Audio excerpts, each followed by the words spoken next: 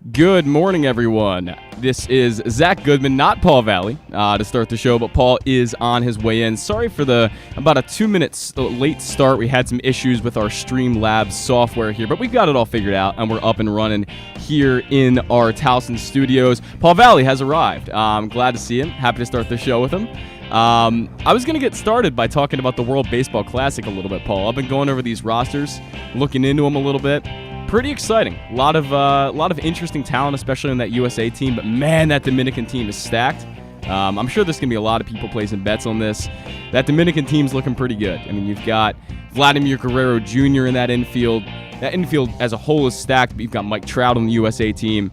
Once you sit down and get started here, I want to get your quick thoughts on the World Baseball Classic because I've been looking at these rosters. They look pretty insane. Yeah, I haven't looked at any of the rosters, so I'm not. Oh, okay, all right. There's nothing for me to talk about. I don't know what the rosters are. Any kind of acknowledgement that I'm texting you. Any kind of acknowledgement. Sorry, I will preface this by saying I was talking to Glenn actually, because Streamlabs was not working. So we got it up and going. Man, Glenn's actually calling me, so I'm gonna answer that, and then I will be back. It is a cavalcade of just chaos this morning. I was at the gym, and I left him plenty of time to get here, and everybody that seemed to be... Cromwell Bridge Road is a disaster. Cromwell Bridge Road is a disaster. And see, it's my fault. It's my fault because I know this. I've been driving down Cromwell Bridge Road for like 2.5 years now to get to either here or where our studio used to be, and I know that nobody drives the actual speed limit on Cromwell Bridge Road. It's a mess. If the speed limit is 40... they're doing about 34. If the speed limit's 25, they're doing about 19. Nobody drives up to the speed limit or above, for sure not above. So if you're running even on time, you're running late. Yeah. But sorry about saying any kind of acknowledgement. I didn't know if you were here or not. I didn't know if you were getting my text. I'm what's happening with the show? So what was happening? It was telling me that the multi-stream wasn't able to be configured, and I didn't know what that meant. Glenn didn't know what that meant, but we got to figure it out. So apparently restarting the program is what solves that. So gotcha. There's that. Gotcha. Now, how are our levels? Because I feel like we both sound super loud. We're probably a little loud. That's the norm around here, I feel like. All right. Well, hi, everyone. We're good to go now. It figures. Any time that something goes wrong for one of us, it becomes a Murphy's Law That's true. situation. And obviously, I'm a bit flustered because I don't like being late for my own show. And I shouldn't have been late, but it is my fault. Good morning, Paul. It is my fault. Good morning. The Bat Around is brought to you by PressBox Offers. Bet $5 with DraftKings and instantly get $200 in bonus bets for tomorrow's big game. Get this and other great sportsbook promos and specials at PressBoxOnline.com/offers. That's PressBoxOnline.com/offers. The second link, it actually says that's PressBoxOnline.com/offers, but it says that's Pressbo online. Pressbo. Pressbo. I don't know what Pressbo Online is. I wonder if it's an actual thing. Probably somewhere. Pressbo Online. No, the World Baseball Classic, and actually I have a question in there for Stan. I love the World Baseball Classic. 2017, it was awesome. Yeah. The USA won. And here's the thing. Look, Dominican Republic generally has like the best baseball players in the world. They do. But I still feel like Team USA should win. Can I run down this roster for you of Team USA? Well, yes, in 1 second. Sure. But so you go back to 2017, and of course it was supposed to happen again in 2021, but COVID happened instead, and COVID screwed up everything. So we didn't get an opportunity to see it. It's back in 2023. And so it started in 2006, then again in 2009, and then I think it went until 2013, and then 2017. And it used to make me nervous because Orioles players that were involved in the World Baseball Classic would have to leave spring training to go play. And you're wondering if they're ramped up. Now, these are professional athletes, so they are 100% probably getting their season regimen started a little bit earlier. Yeah. So that they can be in maybe not mid-season form, but in season form to play in the World Baseball Classic. Right. But I always used to get worried about injury, about fatigue, more so in 2013 and 2017 because you were looking at a situation where the Orioles were actually in contention those years. Right. 2006, 2009, the Orioles weren't in contention. I still worried about it, and I don't remember how many players were involved in it back then from the Orioles rosters. But in 2013 and 2017, they had players involved, and it always made me nervous. I don't want these guys to either crap out in the middle of the season because they've been ramping up for baseball since January, or get hurt in spring training or in a game and not be able to play the start of the season. We're talking about guys like Adam Jones. But, of course, Adam Jones provided us. He was the captain of Team USA in 2017, provided us with that epic moment where he robbed his then teammate Manny Machado with a home run in San Diego, which is Adam Jones' hometown, and now where Manny Machado plays third base every day. Right. And so it was awesome. It was awesome. Now, fast forward to 2023, you almost forgot about the World Baseball Classic because it's been 6 years since they've done it. I'm super excited for it. However, I don't know what the roster is. I know Cedric Mullins and I know Mike Trout are on the team. Cedric Mullins is one of them. So the breakdown of the American roster, you have JT Realmuto and Will Smith as your catchers. Kyle Higashioka. Getting jiggy with it. Kyle Higashioka is listed. I don't know if he's ever going to see any playing time. I guess we'll see. He's all right, good defender, but he's not Will Smith or JT Realmuto. He'll play. If we're being honest. Maybe he'll come in as like a defensive replacement, although they're both good defensive catchers too. So you've got Pete Alonso and Paul Goldschmidt at first base. That's incredibly stacked. Jeff McNeil at second, Nolan Arenado at third, Tim Anderson, Trey Turner, and Bobby Witt all listed as at the shortstop position. And then in the outfield, you have Mike Trout, Mookie Betts, Kyle Schwarber, Kyle Tucker, and Cedric Mullins. But the pitching is where it starts to get a little bit weak for the U.S. team. You have Clayton Kershaw, Adam Wainwright, Lance Lynn. Those are kind of your top three guys. Three guys on the backside of their careers, probably not. All still very good, though. All still very good, especially Clayton Kershaw. I mean, had like a 2.2 ERA last year, so I can't discount that. If I'm the Dodgers, he's still with the Dodgers, right? Yeah, he's still with the Dodgers. If I'm the Dodgers and I'm counting on Clayton Kershaw and he's had back issues for like 5 years now, I don't want him playing in the World Baseball Classic. I don't disagree. But the Dodgers' rotation is so deep. They have like 37 guys who can all like be aces on other teams. That's true. So Nestor Cortez is also in there. And I guess they're going to use him in a starting role. He obviously, I guess, has done both in his career, so we'll see.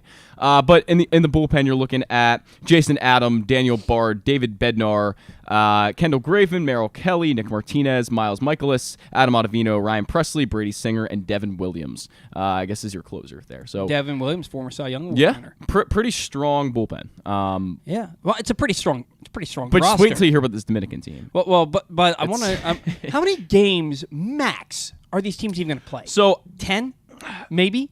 I don't know. I believe it's not going to be that many. I don't think it would be that. It'd be like 4. I think. Max. No. Because they have the Oh yeah, you're right. They have the early rounds and then they get to the knockout stage, right? I believe that's how it works. Yeah. So they'll play more. I'll do more digging. We'll find this out. Yeah, we'll figure it out. But no, it's certainly exciting. Now let me hear the Dominican roster. Okay, so you're looking at. I'm just going to run down the full list without naming positions here. Sure. Gary Sanchez, Vladimir Guerrero Jr., Jose Ramirez, Jeremy Pena, Manny Machado, Starling Marte, Julio Rodriguez, Juan Soto, Eloy Jimenez, Rafael Devers, Francisco Mejia, Ketel Marte, Nelson Cruz, Pedro Severino, Robinson Cano, Teoscar Hernandez, and Wander Franco. The U.S. team's roster is better. You think it's better? Yes. Really? Yes. That's a hot take. Pedro Severino and Gary Sanchez are on that team. Yeah, that's the weak position. Okay. Eloy Jimenez is good, but he's not. Every outfielder on the Team USA roster, in my opinion, is better. Really? I mean, you have Julio Rodriguez, Juan Soto. I mean, no, I'm not talking about their entire. I'm talking about Eloy Jimenez. I got you. That's fair. The Team USA's roster is better. So when you start to look at the pitching, though, you might change your mind because you have in your starting rotation Sandy Alcantara, Framber Valdez, Christian Javier, and Luis Castillo. That's a really good top 4 for them. And in the bullpen, they have Brian Abreu, Camilo Doval, who I'm not familiar with, honestly, Diego Castillo, Emmanuel Clase, Felix Bautista, Genesis Cabrera, Gregory Soto, Juan Duran, Rafael Montero, Seranthony Dominguez, and Wandy Peralta. The Astros and someone else that have got cut 2 off. of their 5 starters in the World Baseball Classic. That's and maybe more. I don't know. I haven't looked at I know Venezuela has Jose Altuve as well as an Astros. There might be other guys somewhere else. And these guys played into November. They really only got 2 months off. Yeah. The guys that are in the World Baseball Classic, because you had to start ramping up in January. Yeah. Right? So they really only got 2 months off from baseball. And see, that's why I don't like it. That's why I feel like the World Baseball Classic should happen after the season. Now, the players are not going to be for that. No. They're not going to be for that. Or you take off a month, and you can't. There's no way you can take off a month in the middle of the season. Or 3 weeks. Yeah, that's there's no way. There's no way. I get it. This is really the time that makes the most sense. Mm-hmm. And in certain parts of the country, these games, the weather's going to be nice and warm when you're playing them. So I get it. Man, especially the Astros with 2 of their 5 starting pitchers, their MVP caliber starting second baseman. The Dodgers with Clayton Kershaw. If Cedric Mullins pulls a hammy or something, hope not. I hope he doesn't. He's he's a reserve on this team. Right.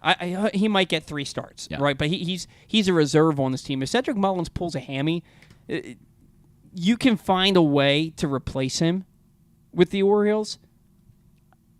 I'd rather not have to face that dilemma. But it just makes me, if I'm the GM and the manager of a team and I have some of my best players leaving spring training to go play in the World Baseball Classic, I am super nervous. I'm a fan. I cover the team and I'm nervous. Yeah. But look, Dylan Tate isn't going to be part of Team USA. Right. Ramon Arias isn't part of Team Mexico, and we thought they were both going to be part of it. Good. I don't know if they pulled out or if they said, look, we don't need you, or if they're alternates. I have no idea, but I know that they're currently not part of that.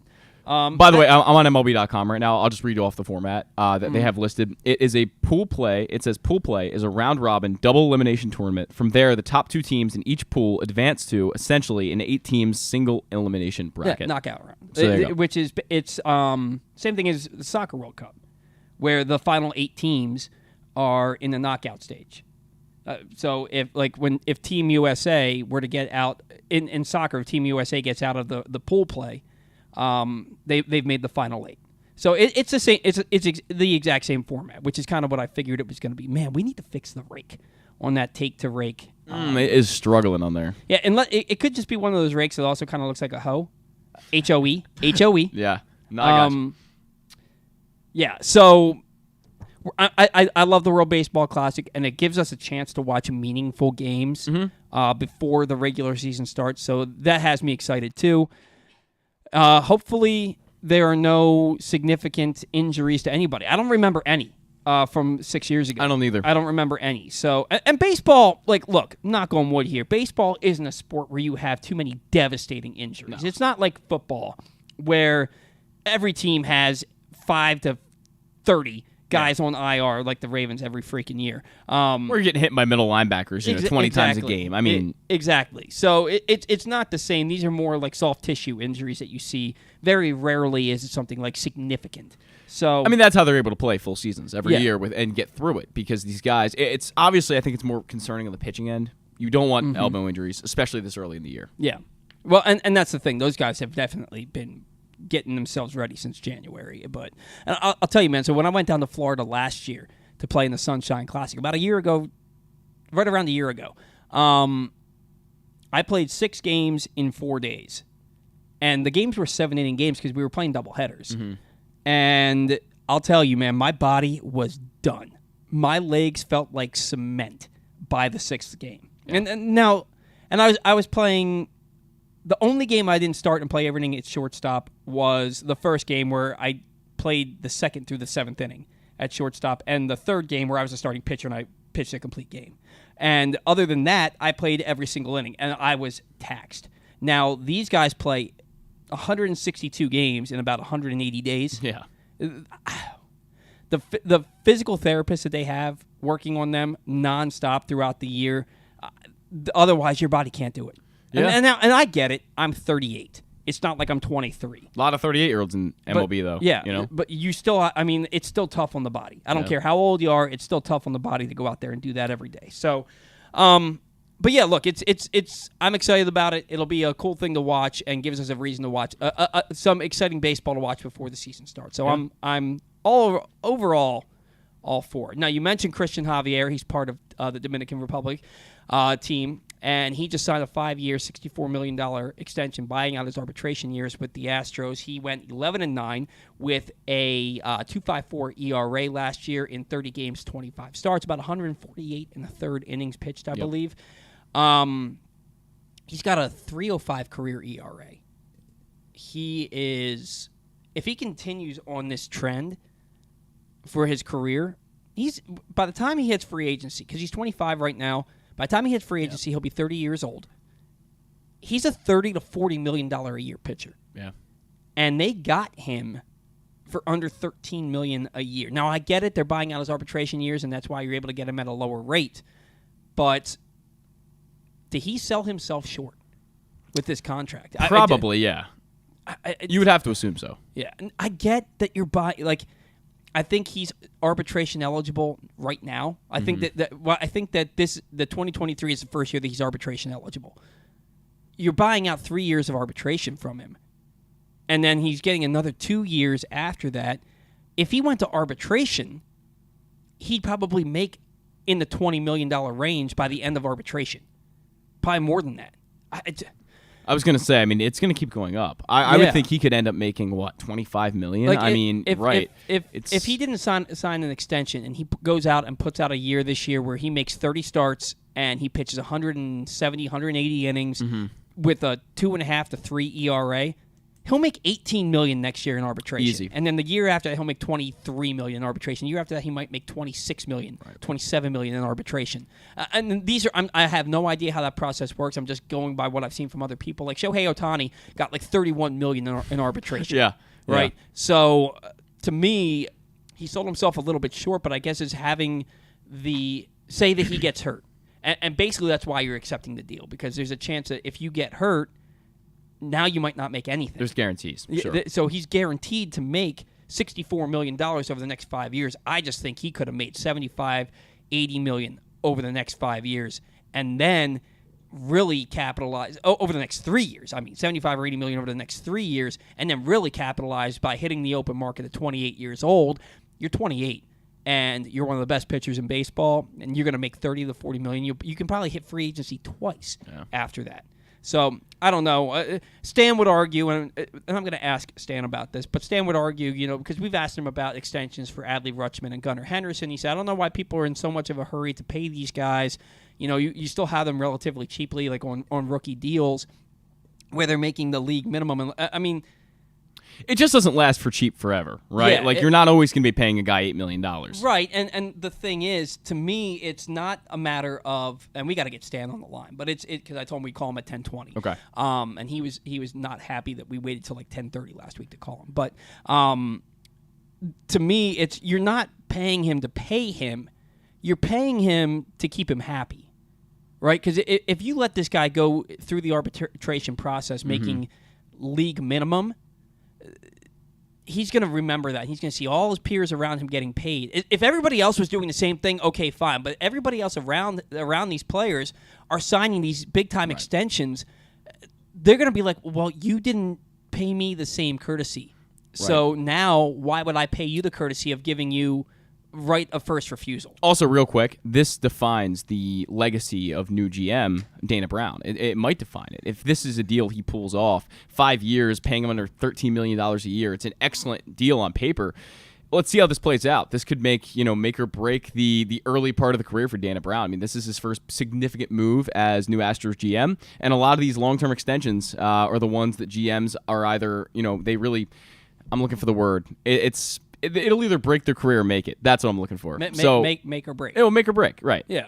So we'll have to see how that plays out for the Astros. How do they keep getting away with this? But the rich get richer, I guess, or it's just they have a really, really good and young starting rotation, and they're not paying them a ton of money. The one guy they were going to be paying a ton of money, Justin Verlander, he's with the Mets now. They have it all working in their favor right now, and they have to be the favorite to represent the American League in the World Series again. And they're not spending. I mean, they have a high payroll, but they're not spending through the nose, out the nose, for their young pitching, because they're working out good low deals with them to buy out their arbitration. With that in mind, we have Stan the Fan Charles on the line with us this morning. Good morning, Stan. How are you? I'm fine. How are you doing? Doing well, Stan. We're talking about Christian Javier's deal with the Astros, 5 years, $64 million, 11-9 with a 2.54 ERA in 2022. His last two starts in the postseason, ALCS and in the World Series, 2 starts, 11 and a third innings pitched, just 1 hit allowed, no earned runs, 14 strikeouts. They're getting him at under $13 million a year, and I understand they're buying out the last 3 years of arbitration. He can hit the open market at 30 years old. If his career continues on this trend, Stan, he's going to be a $30 to $40 million average annual pitcher by the time he hits the open market. Is this a good deal for Christian Javier? Yeah, I think it's a pretty good deal. It gives him the certainty that he's going to be a very wealthy, young man. He probably comes, I'm just guessing, he probably comes from very little. And this is setting him up as a very wealthy person if he can handle that money correctly. Because again, with a pitcher, you're always one pitch away from, being worth nothing. I think it's a terrific deal for him, and I think it's a terrific deal for the Astros. Oh, it is absolutely a terrific deal for the Astros, Stan. I mean, they're getting one of the better young pitchers in baseball for under $13 million a year. It's an excellent deal. And when you look at their starting rotation, and they're not paying those guys, the guy they were going to have to probably pay the most amount of money was Justin Verlander, and he went to the Mets. So they have a young rotation that they're not paying a ton of money to. They have to be the favorites in the American League again this year on paper.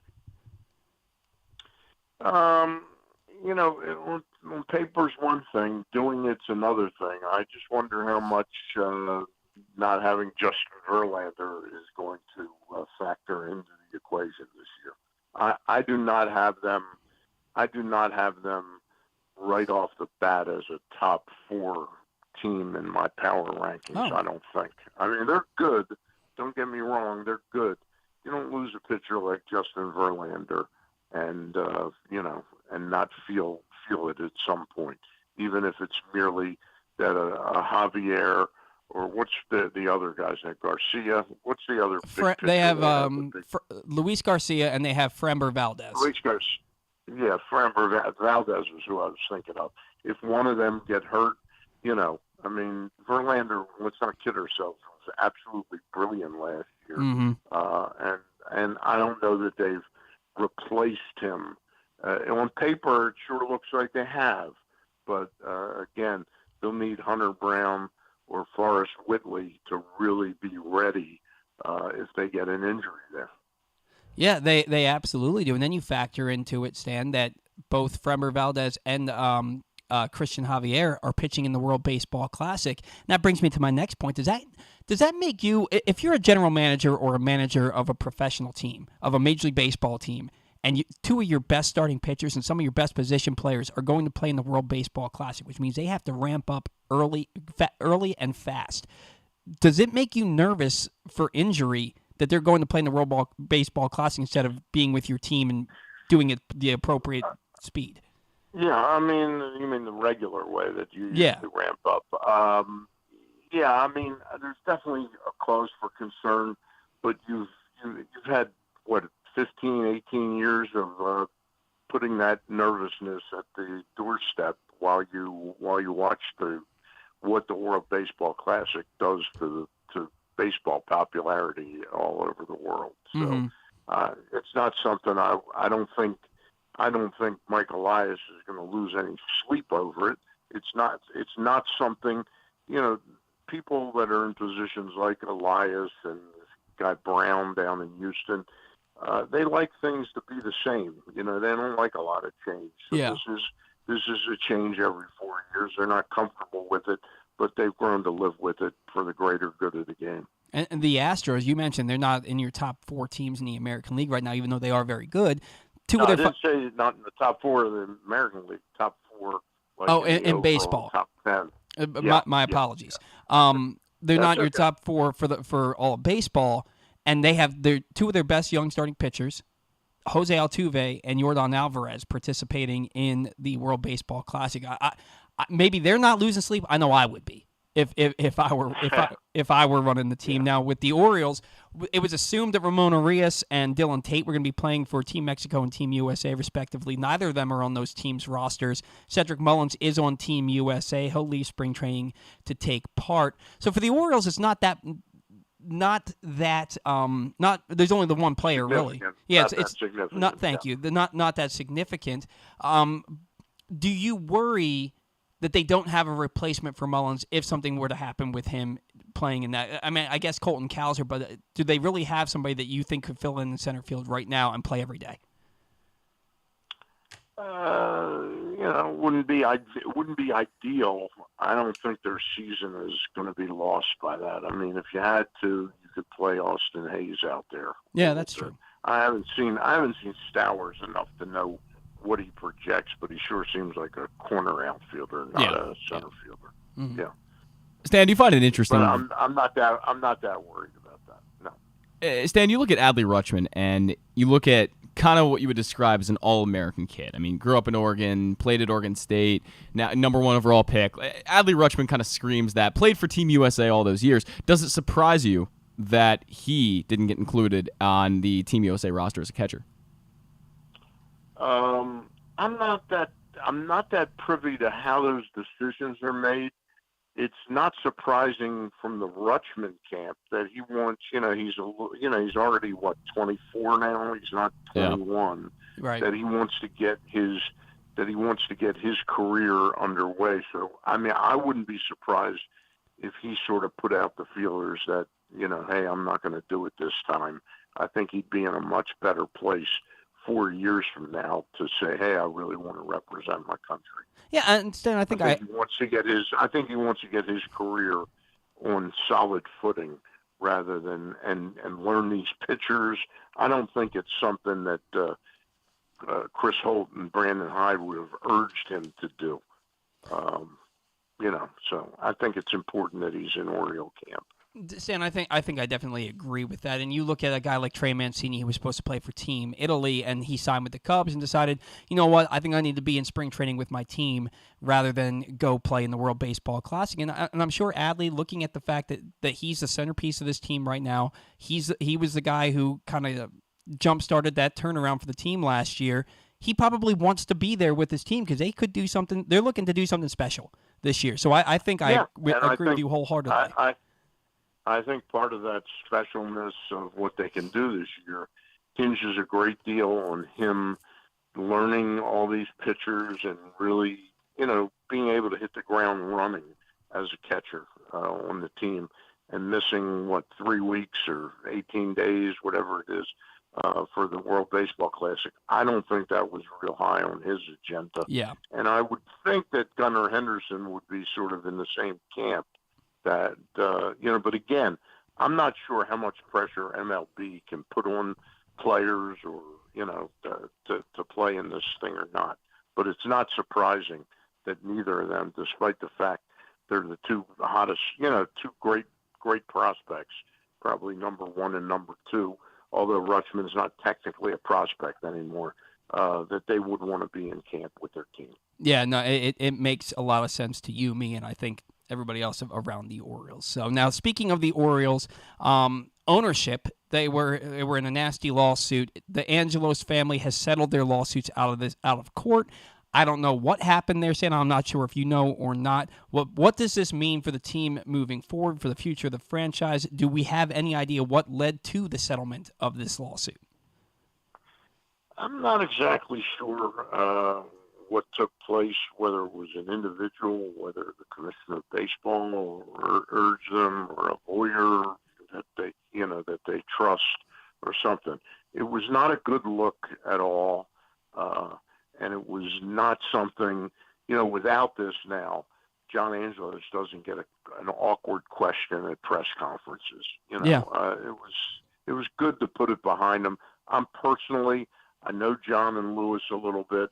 I'm fairly friendly with John, not particularly friendly with Lewis. I'm happy for the family because it's an unfortunate look, and I'm sure Georgia Angelos is really happy that she's been able to put something like this behind and and maybe start to repair a relationship with one of her sons.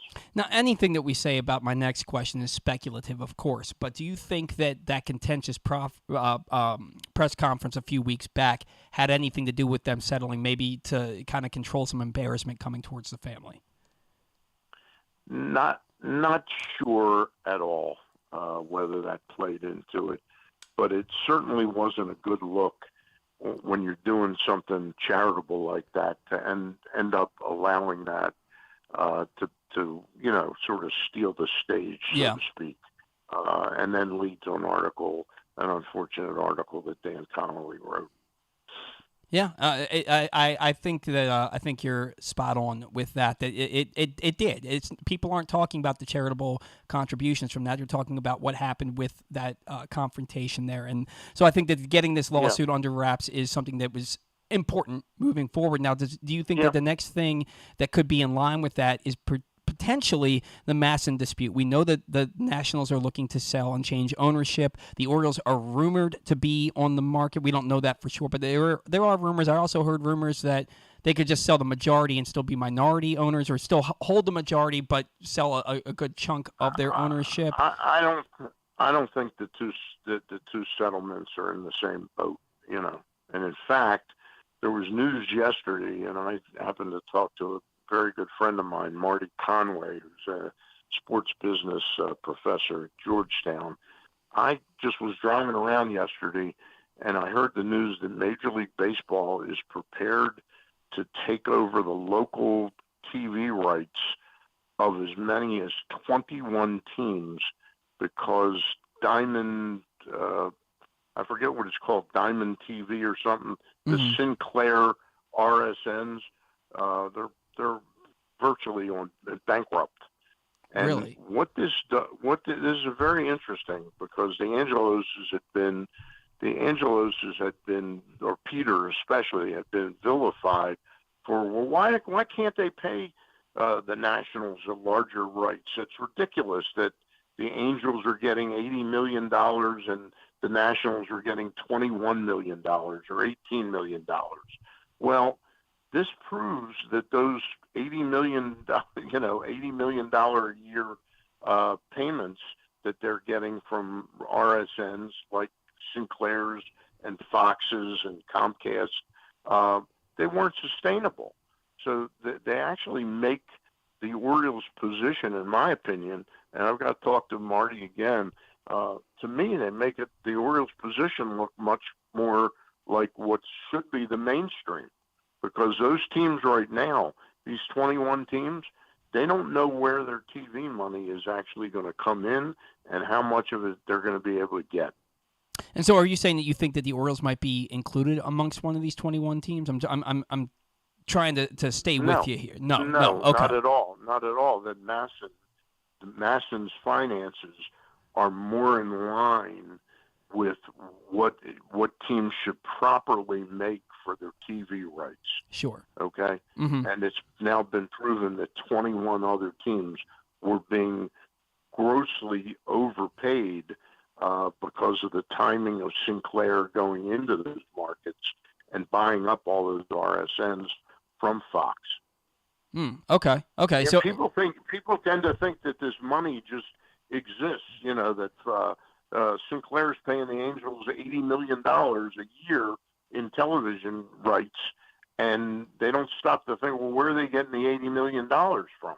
Right. Well, a lot of people have started to cut cords, and those rates are unsustainable now in terms of the revenue that TV rights bring in. And it doesn't make the Orioles' supposed $100 million debt to the Nationals look all that significant when you have a broadcast entity like Sinclair's television RSN division basically on the verge of declaring bankruptcy and owing teams $500, $800 million, whatever the length of their TV deals are.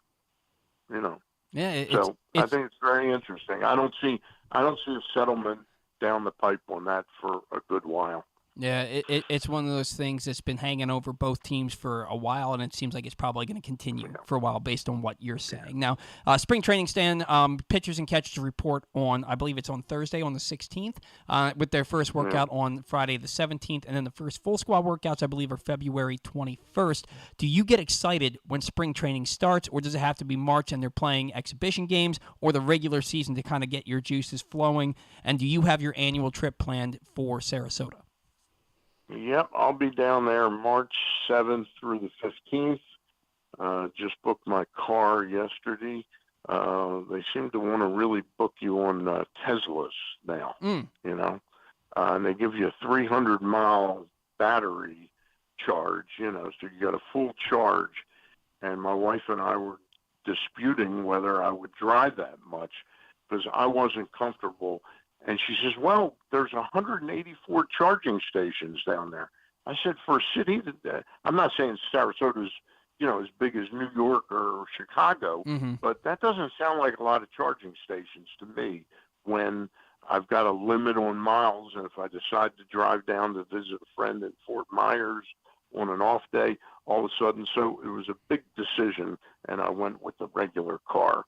I get excited as soon as players start to arrive in spring training.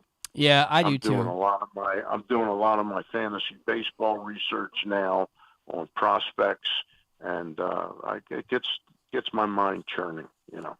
Yeah, it's fun. It makes you think of spring, and then once spring training starts, it feels like, oh, we got another 6 weeks. It goes by fast, and then the next thing you know, they're playing regular season games. So I'm excited also, Stan. What do you got coming up the rest of this week before we let you go? Thursday night, Gary Stein and I will have CIAA Commissioner Jackie McWilliams and visit Baltimore's Al Hutchinson on the Zoom talking about the CIAA tournament that's going to be at the newly revived arena. That is, I forget the name of it right now. I think it's CFG Bank Arena. So I'm excited about that. Don't have my baseball guests lined up yet. All right. All right, no worries, Stan. Well, we're looking forward to spring training just like you are. We'll be sure to tune into your shows, and we'll talk to you next Saturday. All right. All right. Look forward to it, guys. Have a great weekend. See you. And that was Stan the Fan Charles, who continues to have two great shows for you every week. Every Monday night, Stan and former Orioles pitcher Ross Grimsley visit with a different guest from the world of baseball. And every Thursday night, Stan and Gary Stein chat with a different newsmaker from the world of sports. This past week, Stan and Gary caught up with UMBC basketball coach Jim Ferry. You can find that show under the videos tab at facebook.com/PressBoxSports or at PressBoxOnline.com/video. Stan is going to be back on Monday night with Ross. Guest to be determined, so stay tuned for that. I did go to spring training one time. It was in It was in 2021. The trip was awful. It was absolutely awful. I mean, you're in Florida in March, so that was cool. True. But the person who was the manager of the bar that we went to after the Orioles game that we went to down there is from Edgewood. Wow. He was randomly from Edgewood, and he asked my wife and I why we still live in Harford County. And I said, well, it's home, you know. But he told us that the 2 days that we were down there were the worst weather they had the entire offseason. That's terrible. The entire fall and winter, the 2 days that we were down there were the two worst weather days. It was overcast and about 60 degrees both days. We packed clothes for spring and summer type weather. Like, for example, I went down last year to Florida to play in that Sunshine tournament about 2 weeks earlier than we went down the year before for spring training, and it was 85 to 90 degrees every single day that I was down there. We were down there, it was 30 degrees colder. Yeah. No, I have a spring training story to beat that, I think. Well, hold on. Before you tell your story, okay. I didn't pack a jacket. My wife did, so she was fine. I'm in shorts and short sleeves under an overhang in Ed Smith Stadium on an overcast day where it's, again, 60 degrees and windy. I was freezing. I was 60 degrees with that much wind in Sarasota, and it's no sunshine, and you're under shade, which doesn't make sense. If there were sunshine, we would have been in shade. Mm-hmm. So it's cooler where we were. It was almost unbearable. I don't know how I managed to get through the whole game. And then our hotel, there were bugs everywhere. There were there were stains on the floor. There were stains on our pillowcases and stains on the couch. What kind of hotel was it? It was. They're not going to hear. It was a La Quinta. The La Quinta in Sarasota. Yeah, they can be hit or miss. Well, look. So we bought tickets for the only money that we spent, because we used her father's miles to get down there and her father's miles to get back, because because of COVID, he had all these extra miles built up and he had to use them somehow before they expired. We used those miles to get there and get back, and we used so we got the cheapest hotel we could find, and we got the cheapest tickets we could find. And so we really only spent like $80. Wow. Out of our own out of our pocket for that stuff.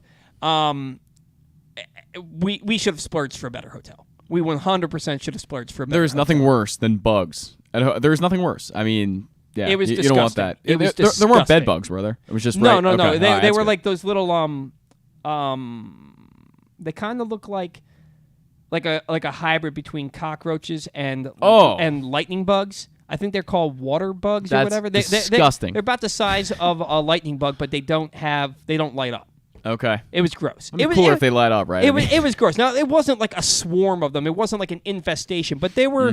We probably saw 5 or 6 in the 2 days that we were there. It was gross. It was disgusting. But anyway, we actually got to get a break. We got to get our break before we get Ryan Ripken on the show. Today's show is brought to you by your local Toyota dealer. I want to remind you that Toyota Tacoma comes in a range of models and trim lines. You can choose the perfect Tacoma to reflect your unique personality and driving habits. Check out buyatoyota.com for deals on new Tacomas from your local Toyota dealer today. When we come back, Ryan Ripken joins us on the Bat Around. There's something for everyone this February at Laurel Park. Come watch live horse racing every Friday through Sunday and join us on Saturday, February 18th for the Winter Stakes Spectacular, featuring 6 stakes races and $900,000 in purses, including the General George and Barbara Fritchie Stakes. The fun doesn't stop there. Stick around for our Winter Mardi Gras celebration with live music, delicious food and drinks, and a carnival atmosphere. Plus, don't miss out on President's Day holiday racing on Monday, February 20th. Visit laurelpark.com for more info. That's laurelpark.com for more. See you at the track. Gambling can be a fun and entertaining experience, but there are risks involved. If you're planning on betting on the game at the casino or on your phone or computer, know your limit, stay within it. Set a budget and a time to stop. Remember, gambling isn't a financial solution, and it doesn't mix well with alcohol or drugs. Know the risks and have a plan before you begin gambling. For free and confidential services, call 1-800-GAMBLER 24/7 or go to helpmygamblingproblem.org. The latest edition of PressBox is available now, and it's our annual Best Of issue. On the cover, we recognize Orioles catcher Adley Rutschman as our 2022 Mo Gabba Sports Person of the Year, and he sits down with us to discuss how his arrival in Baltimore was simultaneous with the Birds' turnaround. Also inside, we recognize the top people, performances, and moments of the year throughout the local sports scene. PressBox is available for free at over 500 area locations, including 60 Royal Farm stores, and you can always find the entire edition as well as the best daily coverage of the Orioles, Ravens, and Terps at PressBoxOnline.com. That first sip. That first bite. Start your day off right with a delicious breakfast at Royal Farms. Choose from a fantastic selection of fresh Royal Farms breakfast sandwiches and top it off with a rich hot cup of the freshest coffee in the world. At Royal Farms, breakfast is available day and night. It's the freshest breakfast in the world. Real fresh, real fast. Royal Farms. Stan the Fan here, welcoming back one of my favorite sponsors, the Costas Inn. And everybody around Baltimore knows the Costas Inn is a great place to go and grab crabs, steaks, salads, soups, whatever's on your mind to eat in person. But did you know that the Costas Inn has upped their game? They are now one of the premier takeout places in Baltimore. Give them a call now to order your food, 410-477-1975. That's the Costas Inn, over 4100 North Point Boulevard.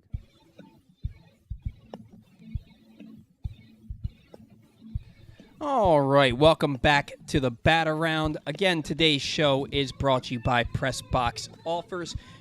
Baseball betting is here. You can bet $5 with DraftKings and get $200 in instant bonus bets, along with other great incentives and promos when you sign up at PressBoxOnline.com/offers. Baseball future bets, season specials, and player award bets are already live in Maryland. Go to PressBoxOnline.com/offers now for your shot at winning big. And someone who's winning big in the sports broadcasting market is our next guest. He is Ryan Ripken. He's live with us now on the Bat Around. Good morning, Ryan. It's Paul. It's Zach. How are you today?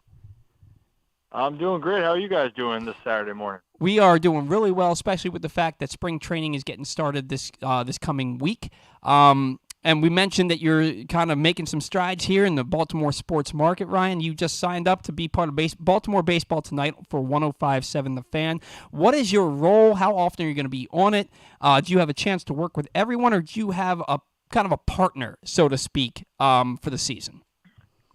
Yeah, so it's I think it's going to be a rotation, but with Jim Hunter, Mike Bordick, and myself, and Haney's going to be the person facilitating it all, and how it all works out, or if a couple of us match up is, I guess, to be determined. But the cool thing is, for every home game, we're going to be right down at Pickles.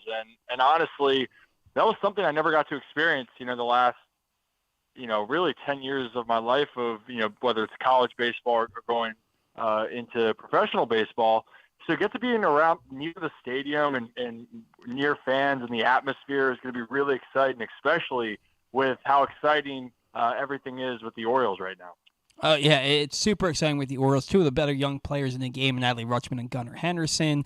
You've got talent all around the roster, and they are deep. They're deep in just about every aspect of the team. You mentioned that for the last 10 years that you haven't really gotten to experience what it's like.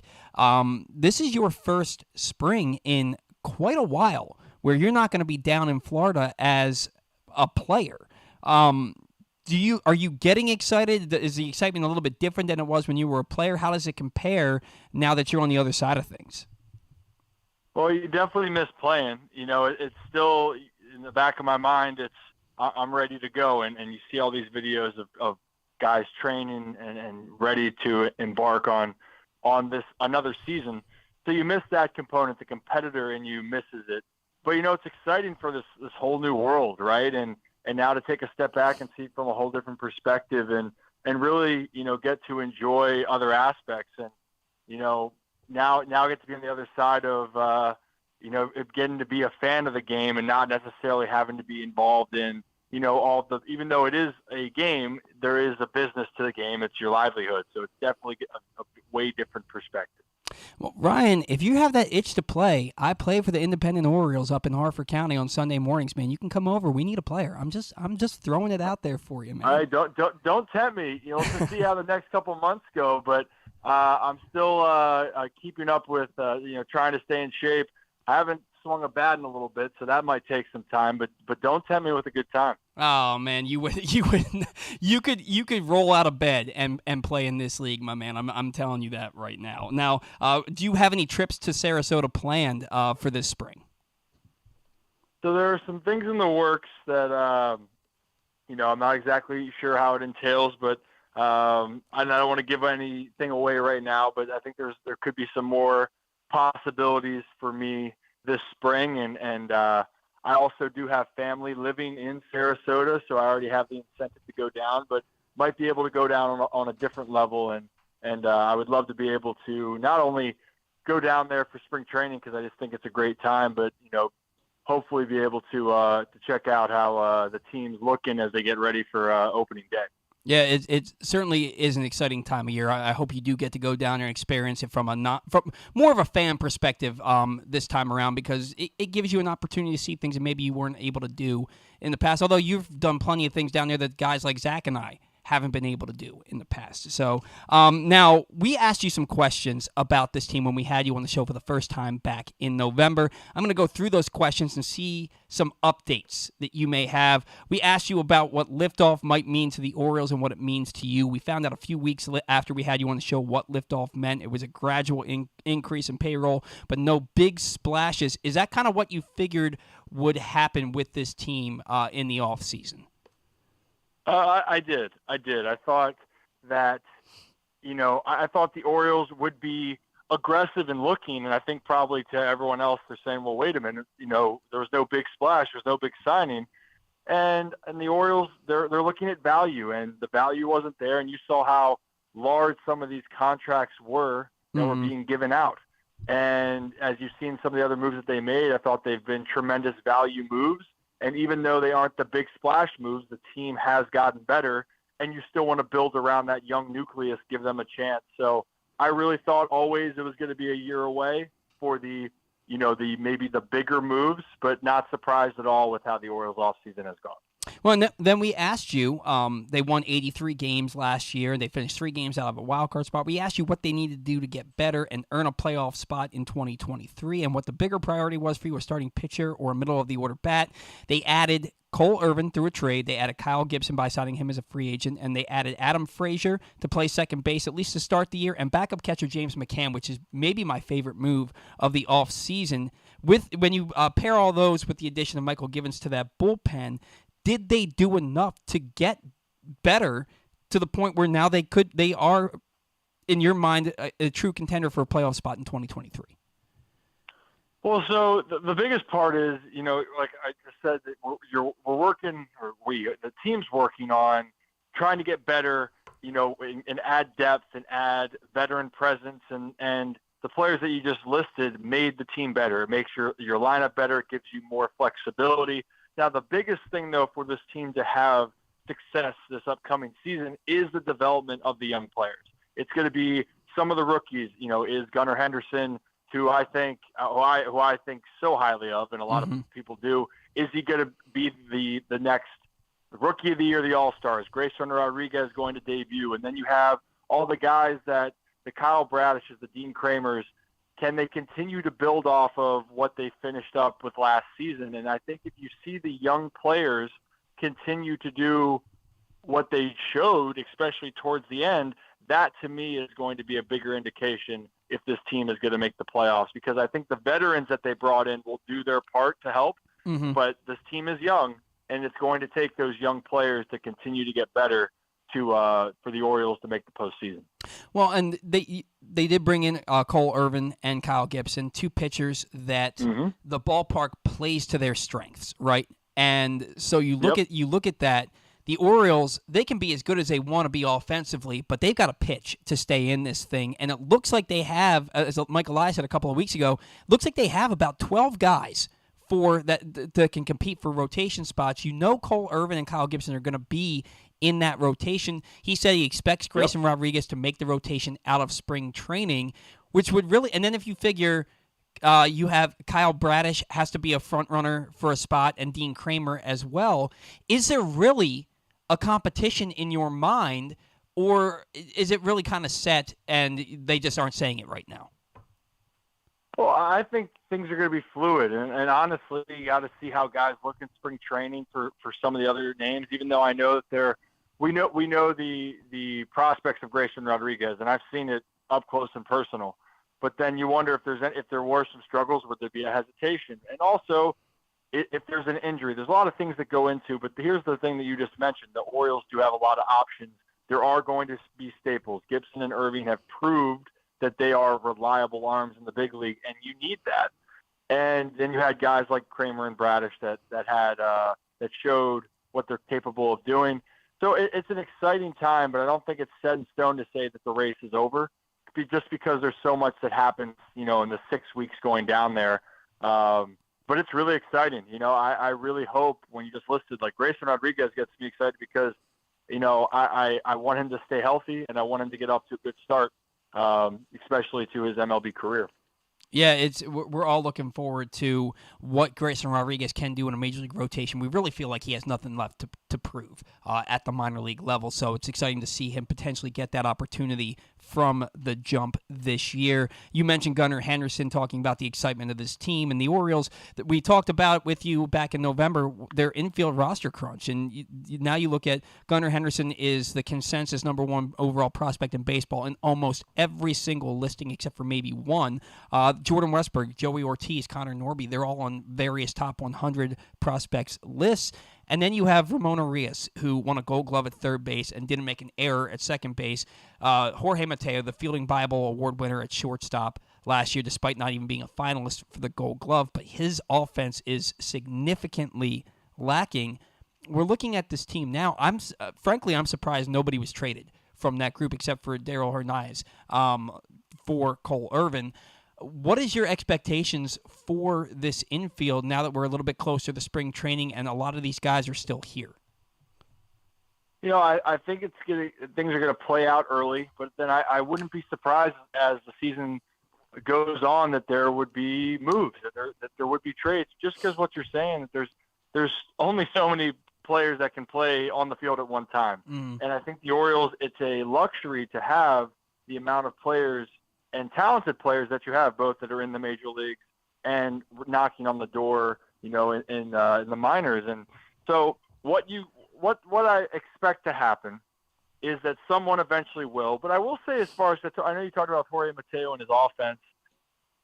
Mateo showed flashes in the second half, so it was capable. So you're going to be curious if he gets off to even a solid start. That's going to be a plus for the team, but I feel like something's got to give, and again, if the Orioles are not going to go out and spend big money, the best way to do that is to use your assets, and the Orioles have a ton of assets to go out and make a move, especially if the team is pushing for a playoff spot and you're in the middle of the summer. I could definitely see one of those guys being involved in a big trade. Yeah, John Morosi was on MLB Network last week, and he was talking about how he expects the Orioles to be a legitimate contender for the postseason this year, and he expects them, if they're close, to be buyers at the deadline. It sounds like you're on the same page. Yep. I think that now is the time for that, but you also want to see how your young guys develop. And again, this is, being around sports so much, you just never know what's going to happen. Yeah. You could have things penciled in, guys get injured, you need the depth. Maybe a guy doesn't live up to expectations, and then another guy steps in. So having these options is going to give the Orioles a lot of flexibility, and it might not feel great at the moment, but this is the best way for the Orioles to have success moving forward. And it's an exciting thing, and I'm curious to see how it all shapes up, but make no mistake, Gunnar Henderson is going to be the one that's going to be leading that group. No matter what, he will be the staple and cornerstone, hopefully, for years to come. Yeah, it's interesting to hear you say that when Adley Rutschman's on the roster, and it's true. Catchers don't really kind of get the same fanfare that a guy like Gunnar Henderson would get. When you look at those two players, can you think of maybe a better tandem in the game right now as far as young prospects who don't have a full season under their belts? And I know that's kind of a put you on the spot question. Yeah, no, I mean, I'd have to go and look around, but as far as young, if you're going to ask GMs and teams of two guys to build your roster around moving forward, Gunnar and Adley have to be in that conversation as being the duo. And I haven't talked as much about Adley on this, and it's not because I think extremely highly of Adley. And he is everything is advertised, and I think that's why that's the expectation. Gunnar, yes, he was a high draft pick, but he developed into the top prospect. Adley already had the expectations coming in, but now here we are. The catching position is so extremely important, and what he brings offensively and as well as his defensive, what he brings defensively behind the plate, it makes the whole team better. And then Gunnar Henderson, the sky really is the limit. So yeah, to answer the full question, if it's me right now, it's hard to pass up choosing those two players when you're looking at a young nucleus for the next 10 years. Sure, and let's make no mistake. I wasn't trying to accuse you of selling Adley short. You look at a team like the Phillies, for example, and JT Realmuto is maybe the best catcher in baseball at this point in time. Right. And they talk about Bryce. They'll talk about Bryce Harper and Trey Turner before they'll talk about JT Realmuto. So I totally get where you're coming from. Gunnar Henderson is one of those guys who turns into a superstar and is polarizing. And Adley's that guy who shows up every day and just plays. You know.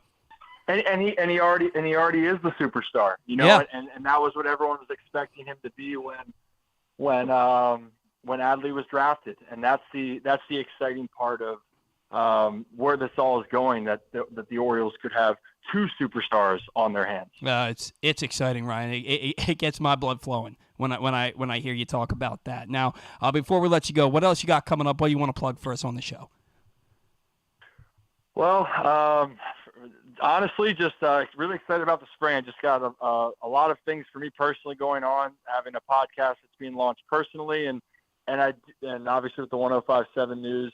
And there could be more. You know, that's why I didn't want to give away with anything with the spring training. But sure, there should be more for me coming on in 2023, and I look forward to trying to give more of my perspective as this season goes on. But just like everyone else, just really excited for baseball to be right around the corner. Ryan, we certainly look forward to getting your perspective throughout the season. Thank you for taking some time for us here on a Saturday morning. We will talk to you again down the line, all right? Of course. You guys have a great rest of your day. You do the same. That was Ryan Ripken joining us live on the Bat Around with great perspective and great insight into what goes into going down there. You know, the 6 weeks that they're going to be down in spring training and the excitement around the team. And you can feel it in him. It's palpable. Like a guy like Ryan, who this is his first year not going down to spring training as a player in quite some time, and he's still just as excited about this season. I think that we're all around Baltimore are excited for what this team can be, what they can do, and it's only up from here. And honestly, that's what liftoff really means, is that from here, they're only going to get better and better and better. And it shows when they have 11 different players who are listed in various top 100 prospects lists. This team is going to be good and good for what seems like a long time. So I'm for sure excited about it. Look, we got to catch another break. We do have Luke Jackson waiting in the wings to come in here and do our little round table. I want to remind you today's show is brought to you by our Best of issue of PressBox. These are the final days for you to pick up the Best of issue of PressBox. On the cover, we recognize Orioles catcher Adley Rutschman as our 2022 Mo Gabba Sports Person of the Year. He sits down with us to discuss how his arrival in Baltimore was simultaneous with the Birds' turnaround. Also inside, we recognize the top people, performances, and moments of the year throughout the local sports scene. PressBox is available for free at over 500 area locations, including 60 Royal Farm stores, and you can always find the entire edition as well as the best daily coverage of the Orioles, Ravens, and Terps at PressBoxOnline.com. And coming this week, a new print issue featuring Orioles phenom Gunnar Henderson on the cover. And believe it or not, it is coincidental that Luke Jackson did the cover story on Gunnar Henderson, and he is joining us in studio next on the Bat Around. The Baltimore County Police Department is hiring. Entry-level officers start at over $60,000 and over $64,000 for lateral officers, with $10,000 signing bonuses available. Plus, cadets start at over $32,000. Great benefits are available like medical, dental, and vision insurance, tuition reimbursement, 15 sick days per calendar year with no limit, career advancement to more than 20 specialized units, and more, with further incentives for military service members and veterans. A passion for service, a career for life with the Baltimore County Police Department. Find out more at joinbaltimorecountypd.com or call 410-887-5542. Must be a United States citizen, have a valid driver's license, and a high school diploma or GED equivalent. Stan the Fan here, welcoming back one of my favorite sponsors, the Costas Inn. And everybody around Baltimore knows the Costas Inn is a great place to go and grab crabs, steaks, salads, soups, whatever's on your mind to eat in person. But did you know that the Costas Inn has upped their game? They are now one of the premier takeout places in Baltimore. Give them a call now to order your food, 410-477-1975. That's the Costas Inn over 4100 North Point Boulevard. Make the most out of every day in your Toyota RAV4. Available in hybrid or gas-only models. A RAV4 can get you where you want to go in style. Check out buyatoyota.com for deals on new RAV4s from your local Toyota dealer today. I'm Griffin Bass, and I have the extraordinary, mind-blowing, and life-affirming pleasure of being the new producer for the absolute funniest, smartest, and most handsome sports host in all of Baltimore. Wait a second, Glenn, I'm working for you, not Jeremy Kahn. If you're not listening to Glenn Clark Radio, here's what you're missing. He's Coach Kevin Willard. Glenn, thanks for having me. Baltimore Ravens wide receiver, Rashad Bateman. Thank you, I appreciate it. He is outfielder Cedric Mullins. Thank you guys for having me. Mr. Marcus Williams, who's now with us. Man, appreciate it. Happy to be on. Ravens kicker Justin Tucker. Thanks for having me. Adley Rutschman. Absolutely, thanks for having me on. John Angelos. Thanks a lot. Good to be with you. Ryan Mountcastle. Thanks for having me on, guys. Marlon Humphrey. Thank you. Talia Tungavailoa. Thank you guys for having me. He is J.K. Dobbins. Thank you for having me. I had a great time. The great Ray Lewis. Always good to be on. He is Mr. Cal Ripken Jr. Good chatting with you. Watch Glenn Clark Radio at youtube.com/PressBoxOnline and listen live at PressBoxOnline.com/radio or anytime on Apple, Spotify, Amazon, or anywhere you get your podcasts.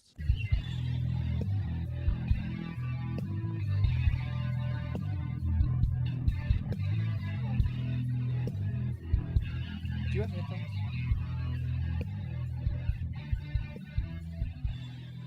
Welcome back to the Bat Around. Joining us in studio is our PressBox editor, Luke Jackson. And we're going to get to Luke here in just a moment, but we do have a sounding off segment for you with Zach. I have no idea what it is. He didn't want to tell me because he wanted to get my actual reaction to it. I want to remind you, Sounding Off with Zach Goodman is brought to you by helpmygamblingproblem.org. Gambling can be fun, but you should set a limit and stay within it. And remember, if you or a loved one has a gambling problem, call 1-800-GAMBLER 24/7 or go to helpmygamblingproblem.org. That's helpmygamblingproblem.org for free confidential services. Zach, what do you got for us? So I want to pose this to both of you guys. If you guys had to guess who the most improved 3 teams were of the offseason, as of last month, this article was written last month, unfortunately, but if you had to guess who the 3 most improved teams were, who would you guess? I'll go first. I'm going to say the Angels, the Cubs, and the Rangers. Okay. That sounds fair. See, if Bryce Harper was healthy, I would have said the Phillies because I loved them getting Trey Turner. Yeah. Okay. And adding him, I think, will make a huge difference for them. But since Bryce is going to miss half the season, that kind of balances out. So. I think that kind of keeps them, getting Trey Turner, though, kind of keeps them on par with where they were last year till Harper gets back, and then they can take That was my favorite free agent fit of the winter. Okay. Yeah. So, Luke, who do you have? I think his sounded right.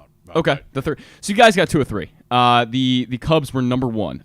They had a net gain of 8.7 WAR so far this offseason. The Angels were number 3. They've gained 7.3 WAR this offseason, and the Mets came in at number 2 at 8 WAR this offseason. They expect the Mets to win 109 games this year. So let me explain how they did these calculations. This was a Fangraphs article, and let me pull up the author's name here so I can credit them. It was Ben Clemens wrote this in January. So not all of these moves are totally up to date, but I thought this was a really cool way to basically quantify off seasons and say this is how much better a team got. This is what they might do next year. So those were the top 3, as I mentioned. But for the Mets, for example, they lost 18.2 WAR. They lost 18.2. Obviously, DeGrom. There's a lot of other guys that departed, but they gained 26.1. Obviously, Justin Verlander being a massive part of that. And those were the 2 biggest numbers on the board here by a wide margin. For example, where did the Orioles fall in? So the Orioles came in at number 6, actually, as the 6th most improved team. And they came in with a 3 WAR gain and -1 WAR loss, so essentially a negative positive. They addition by subtraction, if you know what I mean. They lost because they got rid of Rougned Odor. Exactly. They lost Chirinos. They lost guys who had negative WAR, so it's addition by subtraction, if you get what I mean by that. For example, the Mets didn't have addition by subtraction. They actually lost that 18.2, but there's a negative sign in front of some of these teams because it was addition by subtraction. That makes sense. Well, and it goes to kind of prove what we've been saying for the last month or so, that the whole for the Orioles this offseason is greater than the sum of the parts. No individual player made them particularly better, but when you look at everybody that's been added, they are a lot better than Yeah. they were 4 months ago. And this isn't recent enough to include Cole Irvin either, which I think is really interesting. So there's some moves in here that, the Orioles probably jumped up even more because you're adding what? I think Cole Irvin was 1.9 WAR last year, maybe around 2. Yeah, he's like a league average starter. Yeah, league average 3 or 4 starter. Maybe even, back of that rotation 5. But you look at the bottom of the list, and this is what I thought was really interesting, and again, why this is so it's great to quantify this stuff. The Dodgers are the least improved team. They have a net of negative 14.3. So they lost 21.3 and have gained 6.9. So do they think that the Padres have a real chance to win that division? So that wasn't really clear. So this article actually was about the Dodgers. That's what this article is about, and they put every team on here just to show. But obviously, losing Trey Turner is a huge part of this. They lost again 21.3, and Justin Turner, and it's going to be an uphill climb for them, I guess, to replace those guys. But the White Sox were the second least improved team at negative 10.1. They had the most befuddling move of the offseason for me. What was that? They guaranteed Mike Clevenger $12 million. Yeah, and now he has that domestic violence thing. Yeah, so he might be on the commissioner's exempt list or whatever, but. And then that's another addition by subtraction because Tony La Russa is gone. Oh, there you go. That's true. And then the Braves came in right in front of them at negative 6.1. So those were your 3 bottom teams who've kind of struggled this offseason. And then there's a few negatives, and it gets into the positive section at the Blue Jays at 0.7. They kind of earn that middle of the pack. See, I look at teams like that, though. You mentioned the Blue Jays, and then you mentioned the Braves and the Dodgers, and what was the other team again? I'm the White Sox. The White Sox. And I look at their rosters, and they're still so talented. Right. Yeah. That, maybe they lost a couple of players, but they're still so talented they could afford to lose those players. I mean, you had the Dodgers, it seems like the last 5 or 6 years, on any given night could have a 30 home run guy sitting on their bench. Yeah. They're so deep. Their starting rotation is so deep. I was going to say, we can't forget Tyler Anderson, too. That's another big piece that they lost. Yeah, he went to the Angels, right?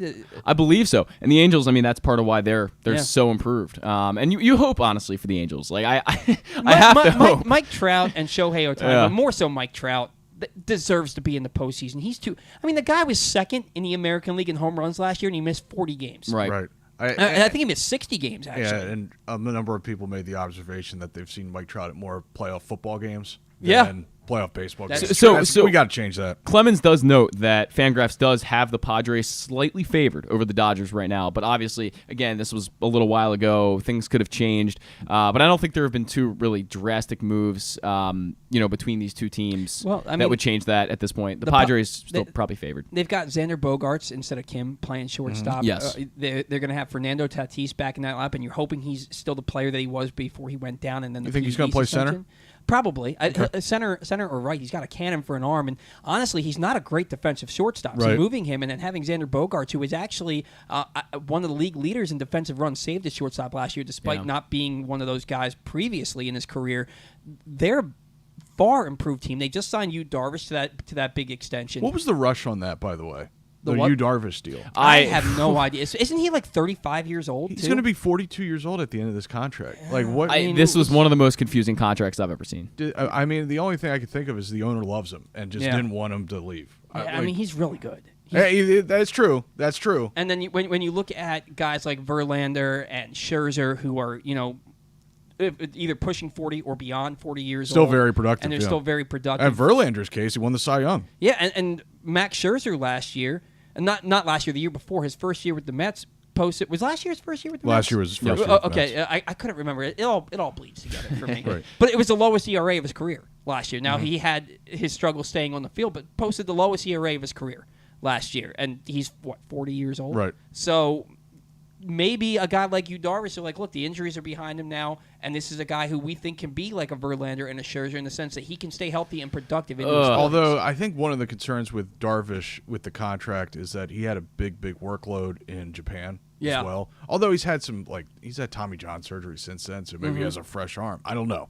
But that was a kind of confusing one. And then I know Ken Rosenthal was talking about that he thinks the Padres are going to give Manny Machado a huge extension because he can opt out after this year. So maybe that's something down the pike for them because that's obviously been a great fit. That's a pretty good left side, you think? Yeah, maybe just a little bit. And they clearly do not care about how much money they spend. And just like the Mets, the salary, the luxury tax threshold to these teams that really are in it and really want to get there by spending money. You look at the Orioles; they know that they're going to have to get there by developing their prospects, and so far they've been able to do that. As far as getting all these guys in top 100 lists, but you look at teams like the Mets and the Padres, the luxury tax threshold, they don't care. Because if they win a World Series, it's worth it. So that's what I found interesting. One other thing about this article is that the Dodgers were actually, at the time of this article, projected to come in under the luxury tax threshold, which would be probably the first time in, 5 years? They've been over it. Do you think the Dodgers are preparing for a huge Shohei Ohtani contract offer? I know the Mets are. The Mets got to be. I think the Dodgers are going to be up there. I imagine there's only like 3 or 4 teams that can realistically Yankees, afford a maybe Red Sox, $50 million a year player, Yeah. or will God, go if that. If he ends up in New York, I might jump off this roof. Not actually. I think you might survive jumping off this roof. I 100%. Possibility. I just want to break my ankle to feel something. No, Luke looked very concerned when I said that. I'm just joking. I'm not gonna jump off the roof. The roof isn't that high. I was going to say it's probably only like, I don't know, 10 feet. Luke's facial expression was so devastating. It made me feel bad immediately for saying Well, I thought he was really going to do it. Yeah. No, It's like the Seinfeld episode. Newman's jumping off the roof. Oh my gosh! Oh, he did. He actually jumped. How about the? He actually jumped. How about the Office episode where Michael's up on the top of the roof and he's screaming, "My life!" Dwight, you ignorant slut. And you mentioned Manny Machado, and it brings me to Gunnar Henderson. Okay. And we had Keith Law on the show last week. Zach was not here, unfortunately, for that. It was an excellent, a fun conversation with Keith Law. And you'll see him at Aberdeen from time to time. Yeah, I mean he lives right in Wilmington. Yeah. And he gets some bad pub around here, but I like him. I like Keith Law, and he doesn't take himself too seriously, and he thinks every team hates him, or every team thinks he hates them, is what I meant to say. True. So he provided a lot of levity into the show that already has a lot of levity anyway. But he was talking about how I asked him to compare Gunnar Henderson to Manny Machado, because he had said to us he thinks Gunnar this year is going to be that guy that hits just a ton of doubles, really has great bat-to-ball skills, and is going to hit for high average. Yeah. Not a ton of power, maybe 15 to 18 home runs, but he might hit 40 or 50 doubles. And he said the power he thinks will come later. I said, well, that sounds like Manny Machado to me. You think he can be an elite defender at third base? Check. You think that he's going to hit 40 to 50 doubles this first full season like Manny did? Check. Yeah. And then the power's going to come later like Manny? Check. And he said he thinks that Manny is a superior player than Gunnar Henderson can be, because Manny has that explosiveness to his game that Gunnar doesn't have. You spend a lot of time watching prospects, Luke, and watching minor league baseball and Major League Baseball. Do you agree with that comparison? Well, Manny is on track currently to be like one of the 8 best third basemen ever. So that would be a pretty lofty comparison. Yeah. Like if you look at where he lists, all time, he's right now with at least 10 more years of career left. He's 14 or 15th overall among third base. It's ridiculous. And just the way his body operates and the velocity he can generate with all sorts of arm angles and how loose he is. That's why he had to get his knees fixed early in his career, because he was so loose-limbed, and he can just do he can do so many special things that's a lofty comparison. However, I did read Keith Law's his top 20 Orioles prospects, right? I didn't get a chance to read that. I meant to. And he had the capsules for each of them, and he did drop a very lofty comp on Gunnar Henderson. It wasn't Manny Machado. It was Scott Rowland. Okay. That's pretty good. That would be pretty good. That would work for everyone. See, the thing is, but he said that on the show last week, and for some reason, when I hear Scott Rowland, I immediately think of Pat Burrell. You might be the only one. Because they played Pat the Bat, and they played together. But I wasn't a big Pat the Bat fan, and I did see a funny interaction. I went to an Orioles game one time, and after the game, we were standing at the home plate concourse waiting for the players to come out, and Pat Burrell happens to come out. And this woman's like, Pat, I'm a huge fan of yours. I remember a few years back when you were in the home run derby and you won it. He goes, I didn't win the home run derby. I've never been in the home run derby. She goes, yes, you were. He goes, no, I wasn't. And I'm like, this woman just tried to tell Pat Burrell that he did something that he is saying he didn't do. He did not compete in the home run. It was just funny to me. But other than that, I've never been too keen on him. So anytime I hear Scott Rowland, phenomenal player, and I have to remind myself by looking at his stats that he's not freaking Pat Burrell. Well, it's a crime that Pat stole that name from the real Pat the Bat Valaika. Oh, you're right. It's horrible. You're absolutely right. What a crime. Now, Scott Rowland is a great comparison. One of the better defensive third basemen in the history of the game. 8-time Gold Glove winner, I believe he was. 7 or 8. 7 or 8. And I know he was a 7 or 8-time All-Star. Just got into the Hall of Fame. I think his WAR is approaching 80 for his career. I think he's like 76.9 or 72, 73, something like that. Something like that, yeah. He's like one of the 10 best third basemen of all time. Yeah, so he deserves to be where he is. Great comparison for Gunnar Henderson. That's the career he ends up having, and I know that we would love that here in if Baltimore. he has that career, he's going to make a lot of money. Yeah, I think he's going to make a lot of money regardless. But you are doing the cover story. That's true. And that's coming out this week for PressBox on Gunnar Henderson. Tell us a little bit about that and what went into it. I sent off the paper to the printer yesterday, as a matter of fact. So, yeah, Stan signed me the cover story on Gunnar Henderson. And so it's about a 2,800-word story on Gunnar. And about his rise through the Orioles farm system, particularly from the alternate site to the major leagues, some of the improvements that he made, how he developed, and what allowed him to develop. What earlier in life, how was he raised that allowed him to develop so quickly? Because he got to the major leagues at age 21. It was just his third full year of pro ball, and really his second full year of pro ball with actual games. Mm-hmm. And prior to that, he wasn't even a full-time baseball player. He played basketball. He was a quarterback his first 2 years of high school. And he actually early in life played tennis. He was a multi-sport guy, much like Adley Rutschman. And a lot of the similar themes with the Rutschman story I did that came out last April. Great parents, great family, raised him the right way, multi-sport guy.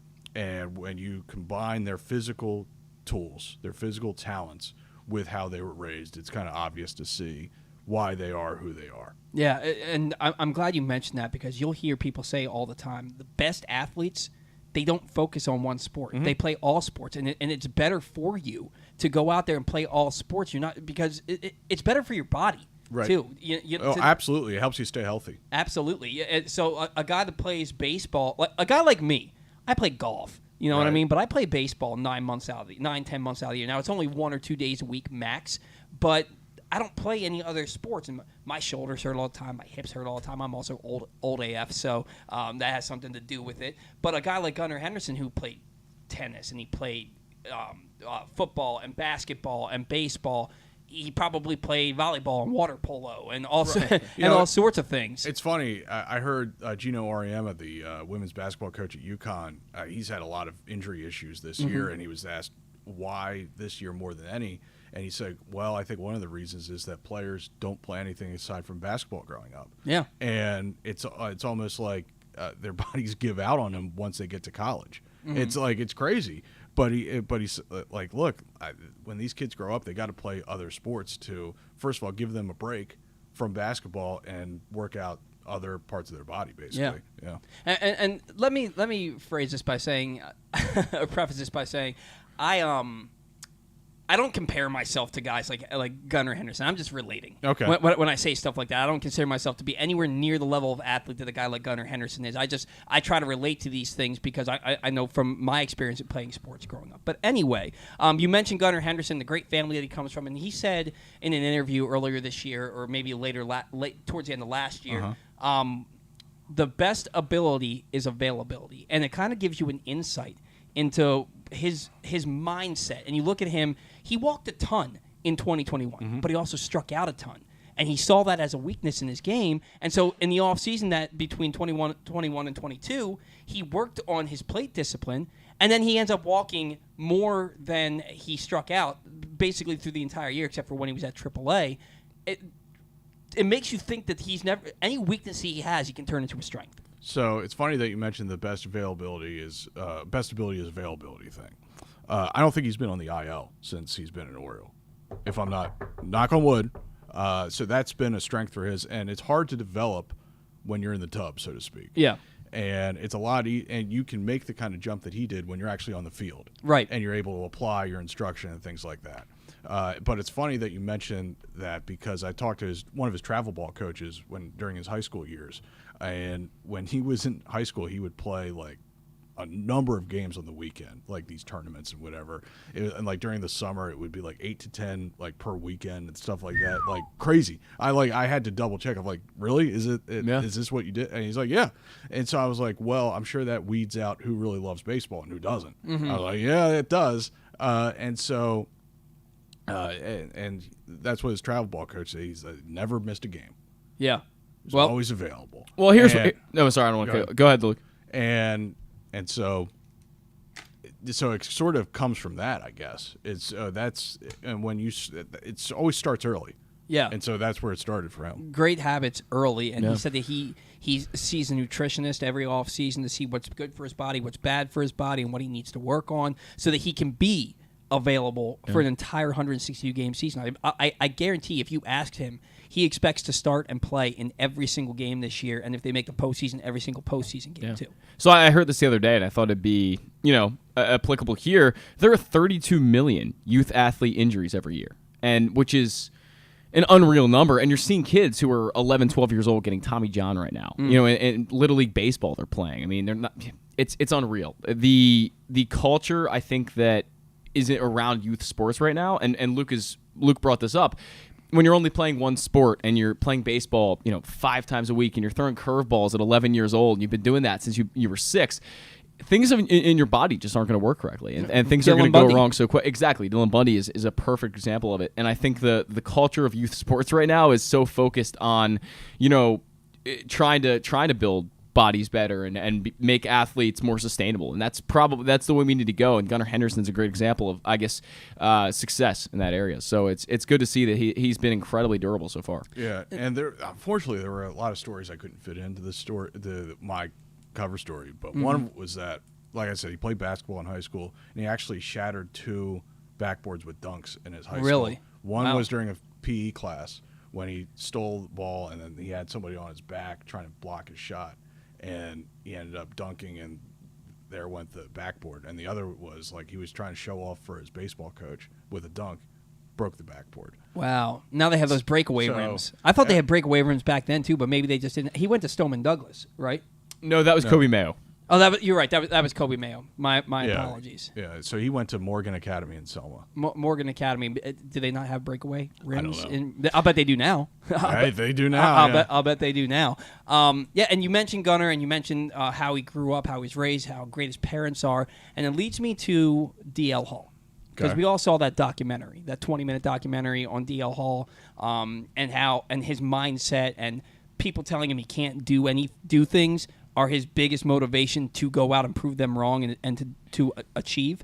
Where do you put D.L. Hall? For me, he is a dark horse Rookie of the Year candidate. I think his talent is special. As a reliever, you think? No. Okay. I think that he can be. I would not be surprised to see him replace somebody and in the Orioles rotation, because I think that he ends up in Norfolk to start the year as a starting pitcher. I think he wants to be a starter. I think they want him to be a starter. And so I think they're aligned on that. And if that's the case, I would imagine that he'll start in Norfolk, like you said. Would you agree with that? Yeah. To give starting at least one more try before going down the relief road? I think you've got to give him 10 starts in AAA and let him prove it. That's my opinion. Let him prove it, and let him, let's see that walks per 9 number come down. Let's see that strikeout per 9 number go up a little bit. Or maybe, honestly, I wouldn't hate to see it come down either, actually, because that means he's probably, a little more in control and pitching to contact a little bit more. Wouldn't hate that. But the numbers that they want him to improve on, you've got to see significant progression. Well, and I've mentioned this a number of times. He had a 5.3 walks per 9 rate overall last year. It was 5.8 at Norfolk. It's way too high. Way too high. It's he got to the majors, and it dropped to 4.0. Now, still high. Limited sample size. Yeah. Limited sample size. 4.0 is still high, but it dropped almost 2 walks per 9 once he got to the major league level, and he had Darren Holmes and Chris Holt to work with. I always put Darren Holmes first. But only one start, though. Only one start. A lot of it came in relief, but you still are seeing him have more control, especially down the stretch. His last 6 outings, he was phenomenal. He was absolutely phenomenal. And I look at D.L. Hall. I mentioned that we had Keith Law on the program last week, and I tend to agree with him.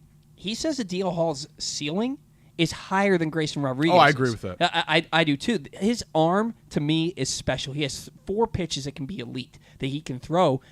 And he said that the person standing in his way of his command issues is DL Hall. Right. That he can throw strikes whenever he wants, but he doesn't. Because I think I think it's why he got hurt 2 years ago, is I think that he's trying to prove that he can overpower people. Mm-hmm. And I think that he gets into situations where he gets 2 strikes and he wants to blow somebody away instead of using pitchability to get these guys out. What are your thoughts on that? So, number one, I agree with you that DL actually does have a higher ceiling than Grayson. I've sat right behind home for each of their starts for each of them, and the ball comes out of DL's hand just crazy. Mm-hmm. I mean, he makes the ball dance in the air.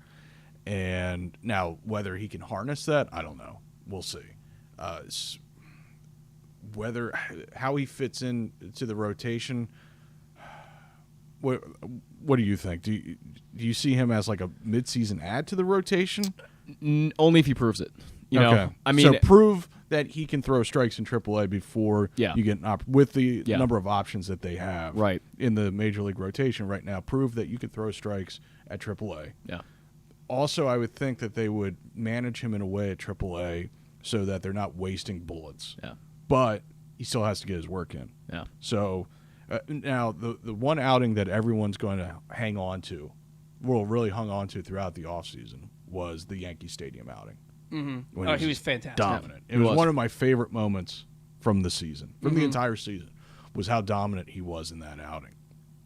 And I'm watching that thinking, like, it can't be long before they unleash him as a starter. Yeah. Just because, I mean, he had it working that day. Yeah. And there are starts, like he had a 14 strikeout outing or 13 strikeout outing in 6 innings in Jacksonville one day last summer. And it's just not consistent. Right. He just doesn't put it together each and every time. And even in the 13 strikeout outing against Jacksonville early on in that game, looked like it might be a short day for him. Mm-hmm. You know, I don't know if that consistency is ever going to come. If it doesn't, he's going to be a reliever. Yeah, well, yeah, the guy's going to have a promising career. I think a solid career at the big league level. It depends on him. It's up to him what he's going to do with his ability. Is he going to be a reliever because he can't consistently throw strikes and he's just trying to blow people away every time, or is he going to be a legitimate ace starting pitcher? Because I think that's his ceiling. I think his ceiling is an ace in a rotation. Yeah. And look, I look at the Orioles rotation right now, and I think Grayson Rodriguez is going to be in it. And we know Cole Irvin and Kyle Gibson are going to be in it. Okay. And then there's the 2 other spots, and it's Kyle Bradish, it's Dean Kramer. And Tyler Wells. You don't think so? No. You don't think he's really part of the picture? I mean, Mike Elias said that they plan on Grayson Rodriguez being part of the rotation. He has said that multiple times. He on did the say record. that. Yeah, he did say that. He said that. So if you look at it, you look at what Dean Kramer did, and he was from the end of he came back in June and was really good in June. He had a bad July, but from the end of July through the end of the season, he was the Orioles' best starter. Mm-hmm. And the thing that he really did, and I think that the wall really helped his mindset. He pounded the strike zone as well as anybody in the major leagues. Yeah. Yeah, he threw a ton of strikes. That was his big knock the year before when he was so bad, was that he just could not throw strikes. And it's like, you got to get your command under control. And he came out and he did, and I noticed that too. He was just throwing strikes last year and trusting his stuff. And Kyle Bradish, man, he was at times dominant last year, just absolutely dominant. And when I think about how good he was, his last 13 starts, 3.28 ERA. He had 4 starts in a 6-start stretch where he went 7 innings or more, no runs, 2 hits or less. He was dominant. He was absolutely dominant. And I look at a rotation in the future, maybe as soon as 2024 or the second half of 2023, where you have Grayson Rodriguez, DL Hall, and Kyle Bradish as your top 3 starters in your rotation. Well, that would be good. Yeah, and I think that they if everything goes well, that they have the opportunity to do that. And with DL Hall, his arm is just so special. Mm-hmm. It's so special. And I keep coming back to how his walk rate dropped. Mm-hmm. And I also keep coming back, and Keith Law kind of dismissed this, but I'm not coming off of him. Last year, he had to be added to the 40-man roster because he was Rule 5 eligible. Right. And he would have been the first guy taken in the Rule 5. Right. He had to be added, and then they had a lockdown. He couldn't go to minor league spring training. He couldn't work out with the coaches. He couldn't work with Chris Holt. Mm-hmm. He couldn't do anything with the major league team. and then he has to come into spring training in March with everybody else and ramp up with an opportunity to make a big league club. And he actually stayed behind in Sarasota because he was coming off an injury-plagued year. Yeah, exactly. And so he had to stay in Sarasota for 2 or 3 weeks, and then he reported it. He actually did his rehab, quote-unquote, with Adley, if you remember. Yeah, and he got one start in Aberdeen, he got one start in Bowie, and then they put him in AAA. Yeah. And he didn't have an off-season with Chris Holt, with Darren Holmes, with the big league coaching staff and training staff. You saw in the limited sample size the walk rate come down. I am very interested to see what he can do with an entire offseason and an entire 6-week spring training with that staff and see what he can become. I've always had the faith in DL Hall, and we had Kyle Glazer on 2 weeks ago, and he said he's a reliever. He's been a reliever for 3 years. He's a reliever. I so wholeheartedly and that could be disagree with right. I mean, It could be. We've been talking about these issues with DL Hall for 6 years at this point. Yeah. Yeah. Which I think is pretty telling, right? I mean, and that's what Kyle Glazer meant. Yeah, I mean, and he's still, I think his highest inning total that he's thrown in the minor leagues is another problem. 92. It's another problem. Yeah. And so is it going to be an unending quest to build him up to 160 innings? I mean, right. Not even 200, 160 is I don't know. And again, at some point the Orioles are going to have to make that decision whether the juice is worth the squeeze. Yeah, and that's a fair point. Yeah, especially when you have a dominant left-handed reliever, you think just sitting there ready to roll. Yeah. If you have Grayson Rodriguez for 6 innings and then you can finish the game with DL Hall and Felix Bautista, that's some high-end velocity for 27 outs. Yeah, that's an excellent point, and it's fair. And I don't want to see him be the next Josh Hader. I just don't. Right. I think that I think you owe it to him and you owe it to the organization to give it one more shot as a starter. Yeah, I haven't gotten there yet. I haven't gotten there where I'm like, he's a reliever, because I just I keep coming back to it. I think his arm is just so special. It's a generational arm, in my opinion. And so now, if this year he comes out and he still can't do it, okay, I'll get to that page. It's I'd rather have him on the team in a relief role than not at all. Yeah, you mentioned the generational arm.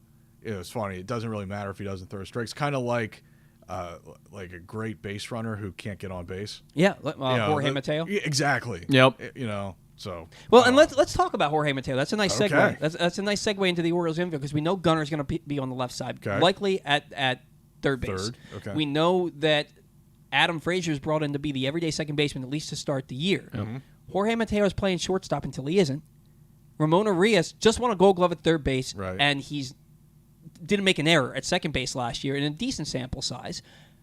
What are the Orioles doing with their infield? Joey Ortiz could be just as good a defender as Jorge Mateo, and maybe has a better bat. This Orioles infield is so talented and so deep, but you can only, and we had Ryan Ripken on, he just said there's only so many spots to go around for all these guys. They have 4 guys that are in top 100 lists in Gunnar Henderson, Jordan Westbrook, Connor Norby, and Joey Ortiz. What are they going to do with this infield? Boy, that's a good question. Now, I will say that sometimes injuries kind of in spring training make it easy. And these questions sort of have a way of answering themselves. Gunner's going to play every day. Yeah. That's the only guy I would say, well, in Mountcastle, they're going to play every day. But I wouldn't say that Mateo is necessarily guaranteed to play every day early on, particularly against tough right-handed pitchers. Sure. Unless the bat really improves. He just didn't get on base very much last year. 267. Nope. And remember, in the middle of last year, there was a brief period where he was benched for Richie Martin because Martin would provide more offense. That happened.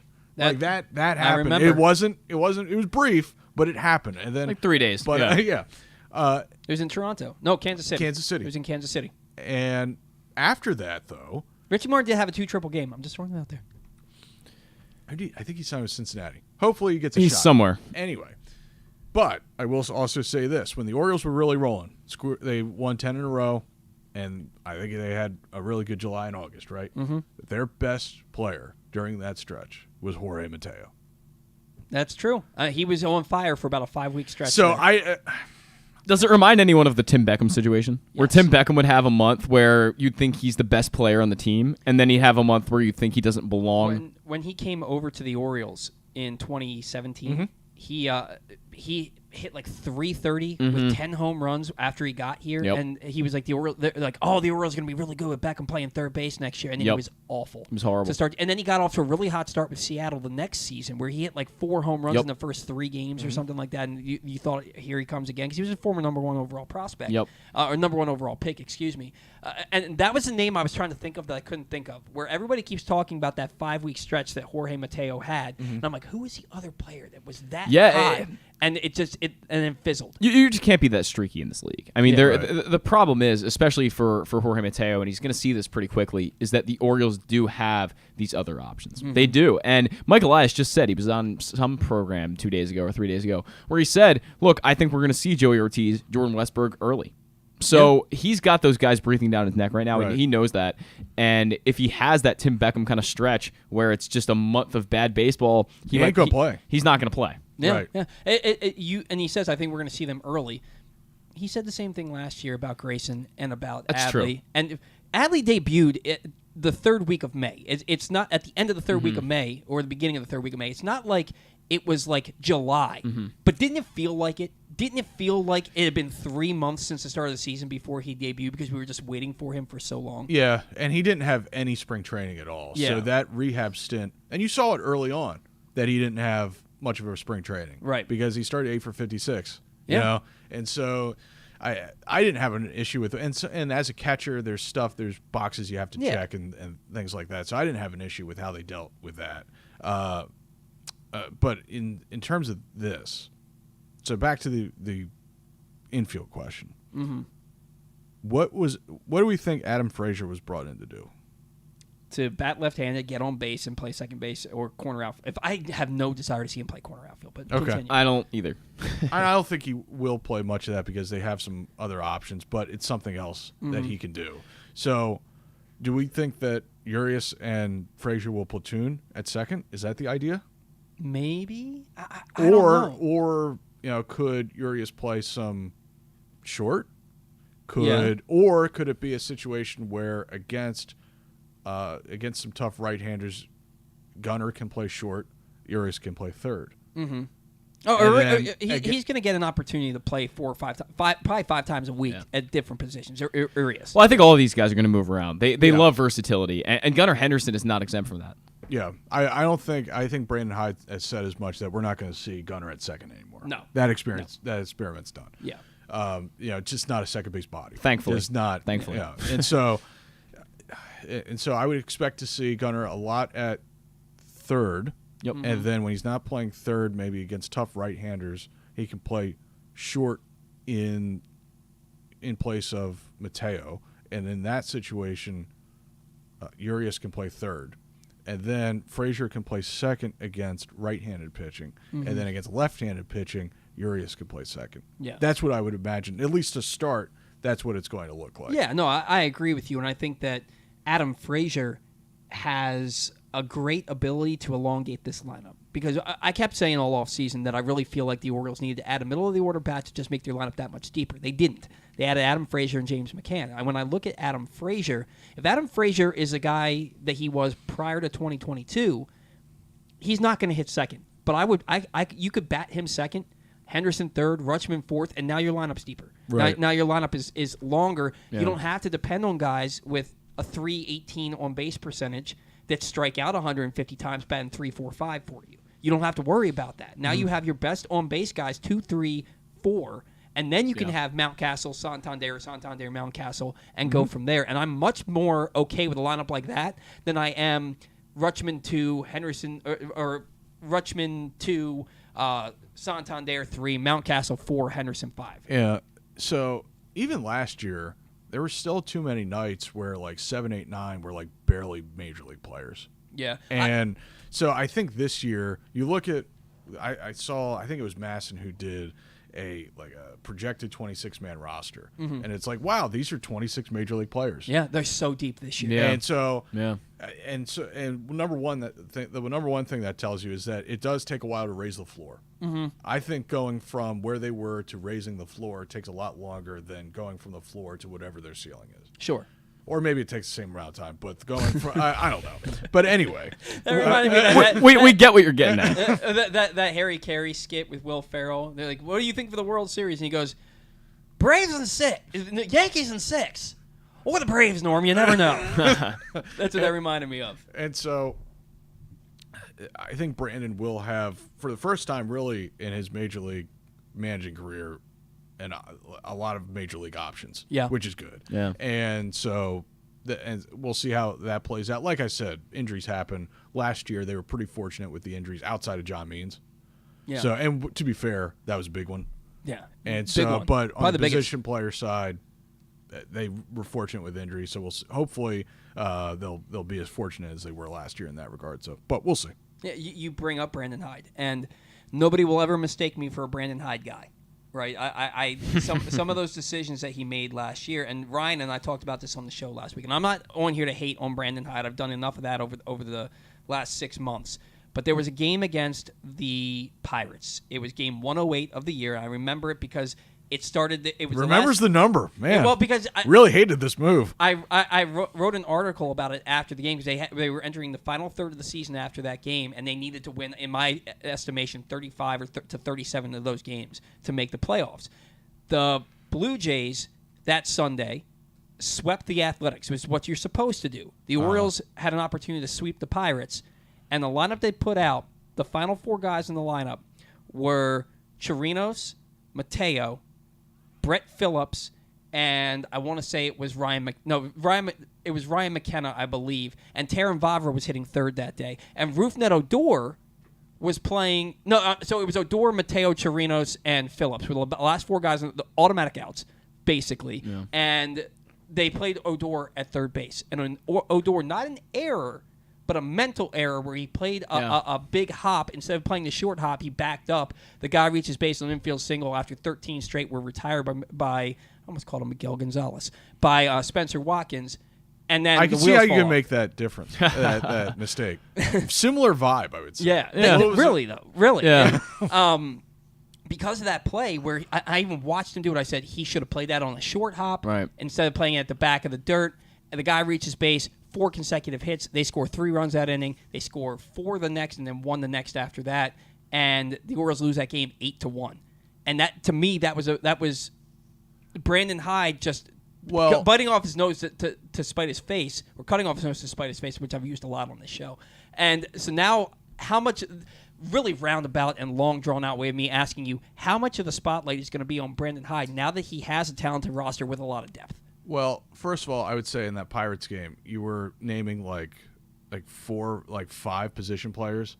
That's like almost half of your position player allotment. Like, he didn't, like, you got to play your guys. Like, you have to play who you play. Right, but not all on the same day. You never know. I don't know, but I don't like to get into lineup stuff because I don't know who the hell's making out the lineup. That's a good point. And it's like if you have problems with like 5 or 6 position players, it probably isn't time yet. It's probably not your year yet. Anyway, so I mean, you know what? That's a great point. It's true. I mean, anyway, so hopefully that won't be and like this year, hopefully you have like Jordan Westberg that you could pick from instead of picking from the guys that you were picking from last year. You could pick from a Jordan Westberg, a Connor Norby, who's my guy, by the way. Saw him in Aberdeen. I love barrel Connor and Norby. ball skills, fantastic. I love him. And then you could pick from a Joey Ortiz. You could pick from a Ramon Urias. So hopefully this year you have a lot more options, particularly in the second half, a lot more options, and you're not picking from Brett Phillips. Do you think that Ryan McKenna has an inside track? That's what I was just going to say. About being the 4th outfielder? Well, I don't considering know he was like the second best hitter against lefties last year. Really? Yeah. So I would say, he probably does have an inside track to it. They sucked against lefties last year. That was a problem. If he fits in, though, how does Kyle Stowers? Because you have... It brings me to my next note, because Keith Law said last year, Kyle Stowers can't hit. You kind of agree. You told me there's a huge hole in his swing, and that I'll be honest with you. I was surprised that he hit in AAA. I thought he was going to be exposed at AA or AAA. I saw that swing at Aberdeen. The path is unreal. I was like, number one, he swings at everything like it's a 3-1 fastball. There's no 2-strike approach. Nope. And there wasn't any in the majors last year. And I remember distinctly it cost them a game one time. It was against the Astros. He had it was in extra innings, guy on third, one down. You got to make contact. Mm-hmm. And he strikes out because he's swinging at everything like a 3-1 fastball.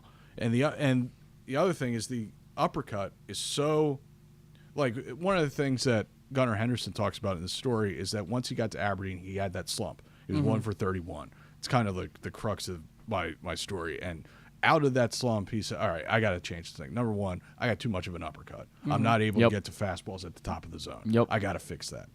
He flattened out his swing. He fixed it. And so, He's so good. And Stowers just has never done that. Yeah. Because, and maybe he's a more experienced guy. He never really struggled in the minor leagues because he was a good college player. But I'll be interested to see after he got exposed a little bit in the majors this past year, did he make some adjustments this year or not? And so I think he's already going to be like 24 or 25. This is a big year for him. This is a big year for Kyle Stowers to show that he could be a part of this because there are other outfielders coming. So, and that's the thing. Now there's competition, legit competition. Everywhere, really, except for first base. If you don't play well, there's somebody breathing down your neck. Maybe not a catcher. But, Yeah, so, no, you're right. Catcher, Maybe unless you're James McCann. I don't know.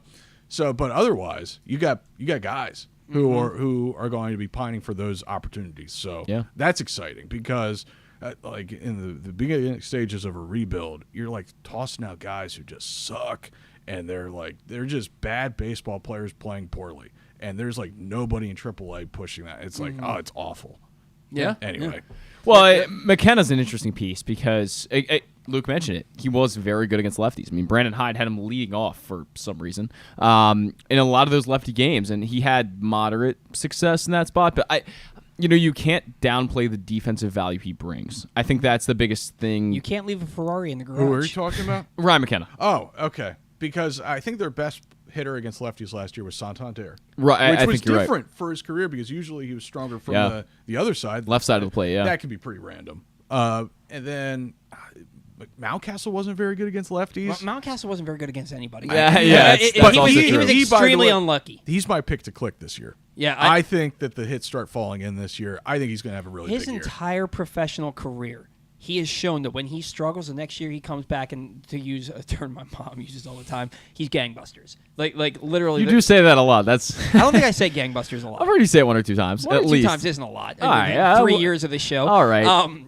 But yeah, he was so unlucky last year. And if I think he has a bit more protection, like Gunnar Henderson and Adley Rutschman and Santander to a certain extent, I expect him to have a bigger year. And some of those, like you said, some of those hits to fall. He's proven to be too good of a hitter in the past to struggle as much as he did last year. Hayes wasn't very good against lefties all year, and he wasn't good against anybody in the second half. Yeah. And so those are two guys that against left-handed pitching, they need Hayes to be good against lefties. They need Mountcastle to be good against lefties. Luke, how short is the Hayes leash? Ooh. Depends Excellent how question. good Colton Cowser is at Norfolk. Yeah. I would think. Cowser has to prove he can hit left-handed pitching. That's true. Yeah. That's true. Cowser got off to a very slow start, but I think there's... And a slow finish. Everybody believes in him, though. Except Keith Law. Really? Keith Law doesn't? He's not on his top 100. He's just first in the 10 that just missed, but he said that he thinks he has a ceiling of a solid everyday big leaguer, but he just can't hit lefties. So I saw him a lot at Aberdeen. Mm-hmm. I was a little underwhelmed. Yeah. Now, it's a tough environment to hit in at Aberdeen. Sure. And once he got to Bowie, he crushed it. Mm-hmm. And he struck for a guy who came into the organization with like the reputation of having a huge hit tool. There was a lot of swing and miss in this game. And now I will say this, that like when a 22-year-old is struggling to pick up spin in his first full year of pro ball, it's fine. Like he might figure it out. He may very well figure it out. Like it's not a huge deal if he's struggling with spin. But he was struggling with spin. And so he didn't seem to be like quite the advanced college hitter that I was expecting to see. But like I said, once he got out of Aberdeen, Aberdeen gets in hitters' heads. It does. Yeah, it does. And you've seen it with everybody. Yes. Actually, the one guy who hit pretty well at Aberdeen was Daryl Harnais. I love Daryl. But anyway, Oakland got a good one there. Yeah. And so I with Cowser, I'll trust the track record that this is a guy with a track record of hitting, and the Orioles' track record of picking out hitters. is very good, and their types of hitters, they tend to nail that with this group. And so, we'll see. And now I know Cowser said that he was figuring it out at Norfolk, and then the season ended. Yeah. I know he has said that the season just kind of ended on him. Yeah. And so we'll see if he picks up where he left off, and if he does, then he'll probably make his big league debut at some point in the summer. Yeah. You know what I mean? I'm pretty confident in that. I would expect that to be the case. Now, we got to get you out of here by noon, so we only have 5 minutes left. So rather than take our break before you leave and come back, we do trivia here. Okay. We do. So Ryan asked me a trivia question last week in Zach's stead. So even though Zach hasn't asked a trivia question in about 2 or 3 shows now, it's still my turn to ask him one. So I know the one that I'm. I had one prepared. I wasn't aware of this. Okay, never mind. Okay, well you can ask me that. No, after. You can ask me your trivia question. I'll save it because they're hard to come up with. Okay, sure. So Luke, do you want to do the batting average one or the home run one? Do home runs. Okay. Hang on. I had this number in my head. Yeah, last night, I would have and picked now- home runs too. 1, 2, 3, 4, 5, 6, 7, 8, 9, 10, 11, 12, 13, 14 players for the Orioles have hit 30 or more home runs since 2000. Since 2000. Since 2002. Okay. And really since 2000. Okay. But the first instance is 2002. 14 players have hit 30 home runs or more since 2002. It's been accomplished, I think it's 24 times. I'm not going to count it out. Okay. Because there's a bunch of guys who have done it multiple times. Right. Can you name them? Okay. Chris Davis. Chris Davis, can you name the years and the numbers? 15. Mm-hmm. 12. Yep. 13. Mm-hmm. And was he also in 16? Yes. Okay. So he had 50. He had 33 in 2012, 53 in 2013, 47 in 2015, and 38 in 2016. Okay. All right. Renato Nunez in 19. Ooh, I thought that was the one that was going to get you. Renato Nunez in 2019 hit 31. I watched way too much Orioles that year. Am I allowed to help here or not? Am I staying quiet? You got to stay quiet. Okay. You have your own. Let's see here. Adam Jones. Adam Jones, when did he do it? That would have been, I think, 12 Mm-hmm. and maybe 14. 14, he hit 29. In 13 then? 2013, he hit 33. 32 in 2012 and 33 in 2013. Nelson Cruz in 14. Correct. Manny Machado in 15, 16, in that area? He did it more than that. 17 too? Yes. Okay.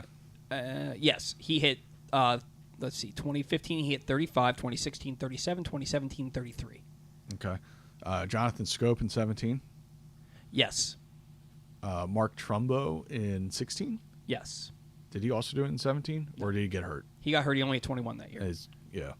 Body started to break down. Let's see. You said 2002. Mm-hmm. Miguel Tejada. He wasn't here in 2002, but he is on this list. Right. That's why starting in 2002. Gotcha, So yeah. it would have been 04, 05, 06 He hit in that 34 and drove in 150, still a franchise record in 2004. One of the best offensive seasons in franchise Orioles history. Yep. Yeah. And he was only 42 years old when he did it. Did Tony Batista ever do it? Tony Batista, 31 in 2002. I never. So I think I would have been going good up until that one. I never would have gotten that. Let's see. You think you would have gotten Nunez? It's tough. I don't know. Maybe not. Well, Santander hit 33 last year. That is correct. Did anyone else hit 30 last year? I'm not allowed to help, apparently. No. Last year, nobody else hit 30. Well, there was nobody in 2020 to hit 30. That would have been a hell of a 60. That would have been a hell of a year. I think Luke Voigt hit 22 to lead the league. Yeah. 21. That's another year I watched way too much Oriole baseball. Did anybody? Then you should know this. Ooh. It was a franchise record. Franchise record? It was a franchise record. Think about it. 21.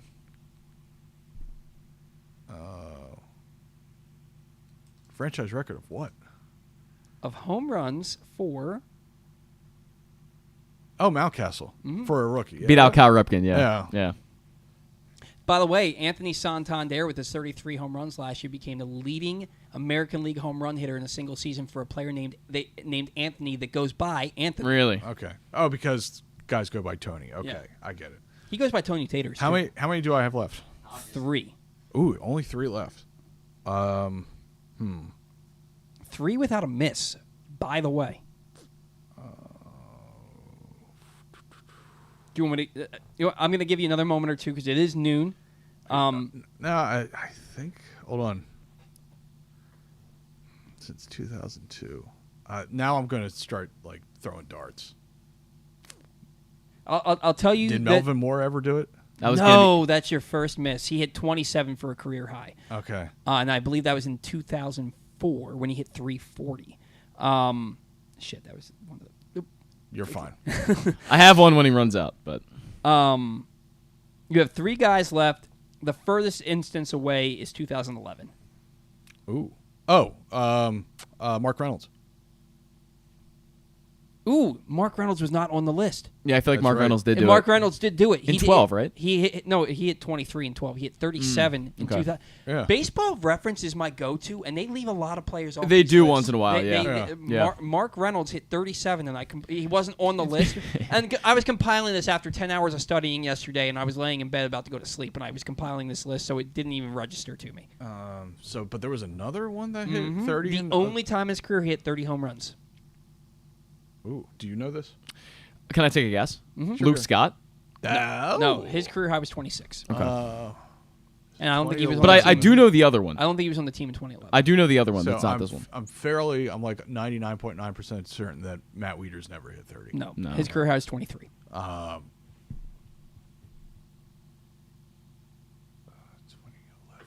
Very popular in Baltimore. I think I know it. I think you do too. Yeah. Very popular. Go ahead. Is it Steve Pierce? No, he hit 21 in 2014. Oh, okay. All right. That was too early. Very popular in Baltimore. I know what to expect. When you said that. The way his name was announced is very popular. J.J. Hart. Yeah, okay. J.J. That was too easy. Because he came over from the Brewers trade that year, right? Yes. Okay. He hit 30. No, Yeah. Twins. Twins. You're right. He hit So 30 home runs what years in 2011. do I have left? 2019 and 2021. Who the hell hit I think you're missing another one then. Mm-mm. You sure? He got all of them. And Mark Reynolds, who I didn't have. Because Is it 19 and 21? Mm-hmm. Let me look this up then. I think you're missing Mullins, 30 year. Yep, Mullins in 2021 hit 30. And 2019. Do you know this? No, but I'm. Go ahead. I'm surprised neither one of you. What about Mark Trumbo in 16? He already said that. Oh, really? Yeah. Okay, 19. my bad. Who 19? He's no longer on the team, but he still plays.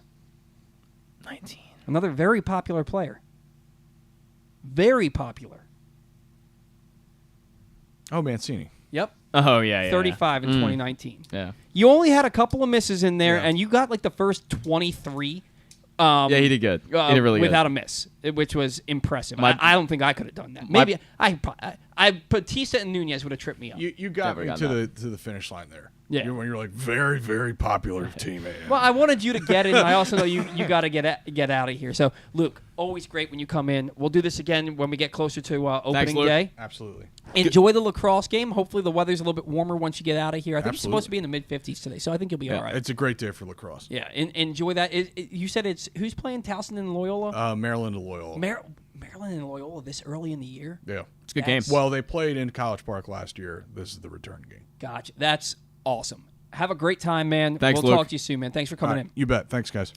That was Luke Jackson, PressBox editor, joining us to talk about his Gunnar Henderson cover story for PressBox, which will be hitting stores this week. Yep. And also, just a nice Orioles roundtable. Always a great time when Luke comes in and talks some baseball. That's with one of us. the best shows I think we've done because that was just incredible. Now imagine that for another hour, because that's what we did. Yeah. We went to Yeah. when you missed back in October. We went to 1 o'clock with when it was he, Ryan, and I Yeah. in the studio. So just a hell of a time talking. I could talk baseball with Luke literally all day, and I would love it. The points that he makes up. I'm very knowledgeable about baseball. Not to pat myself on the back. I consider myself an expert. He blows me out of the water. He always comes up with something that I never thought of. Yep. It's always great. Look, we got to catch our final break. I want to remind you, PressBox's Glenn Clark Radio is the definitive place to find the best daily discussion of Baltimore sports, and it is a sponsor of this show. You can watch Glenn Clark Radio every weekday from 10 to noon at youtube.com/PressBoxOnline or Facebook.com/PressBoxSports, or listen to PressBoxOnline.com/radio with podcasts available on iTunes, Spotify, or anywhere you get your podcasts. You have no excuses not to tune in to Glenn Clark Radio. It is literally everywhere. And you never know who might pop up on GCR. This week, the guys caught up with Maryland basketball legend Joe Smith, a former teammate of LeBron James, former Ravens coach Brian Billick, and Sammy Saragusa, the daughter of late Ravens legend Tony Saragusa. You can find those interviews and more right now in the Glenn Clark Radio Week in Review feature at PressBoxOnline.com. When we come back, a trivia question for Zach and some final thoughts. That next on the Bat Around. Whether your focus is luxury and comfort, convenience and technologically advanced connectivity, or sporty performance and aggressive styling, we've got the perfect Highlander for you. Check out buyatoyota.com for deals on new Highlanders from your local Toyota dealer today. That first sip. That first bite. Start your day off right with a delicious breakfast at Royal Farms. Choose from a fantastic selection of fresh Royal Farms breakfast sandwiches and top it off with a rich hot cup of the freshest coffee in the world. At Royal Farms, breakfast is available day and night. It's the freshest breakfast in the world. Real fresh, real fast. Royal Farms.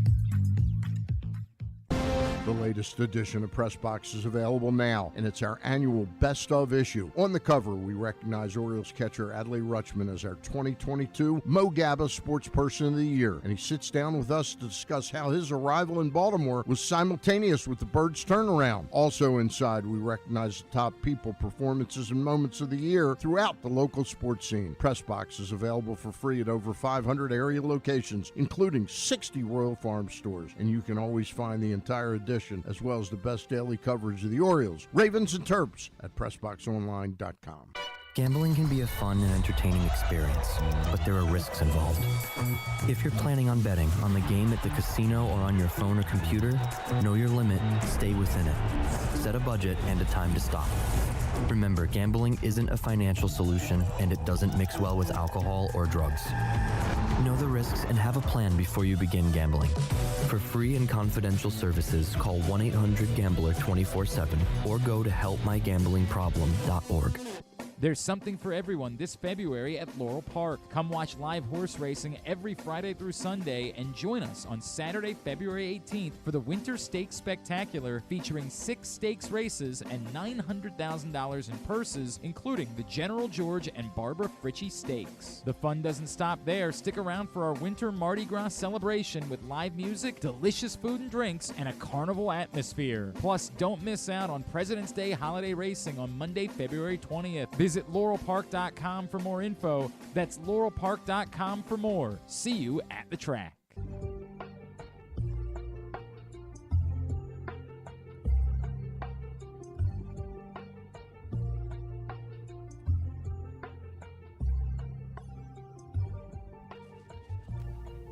All right, welcome back to the Bat Around. Really fun show today.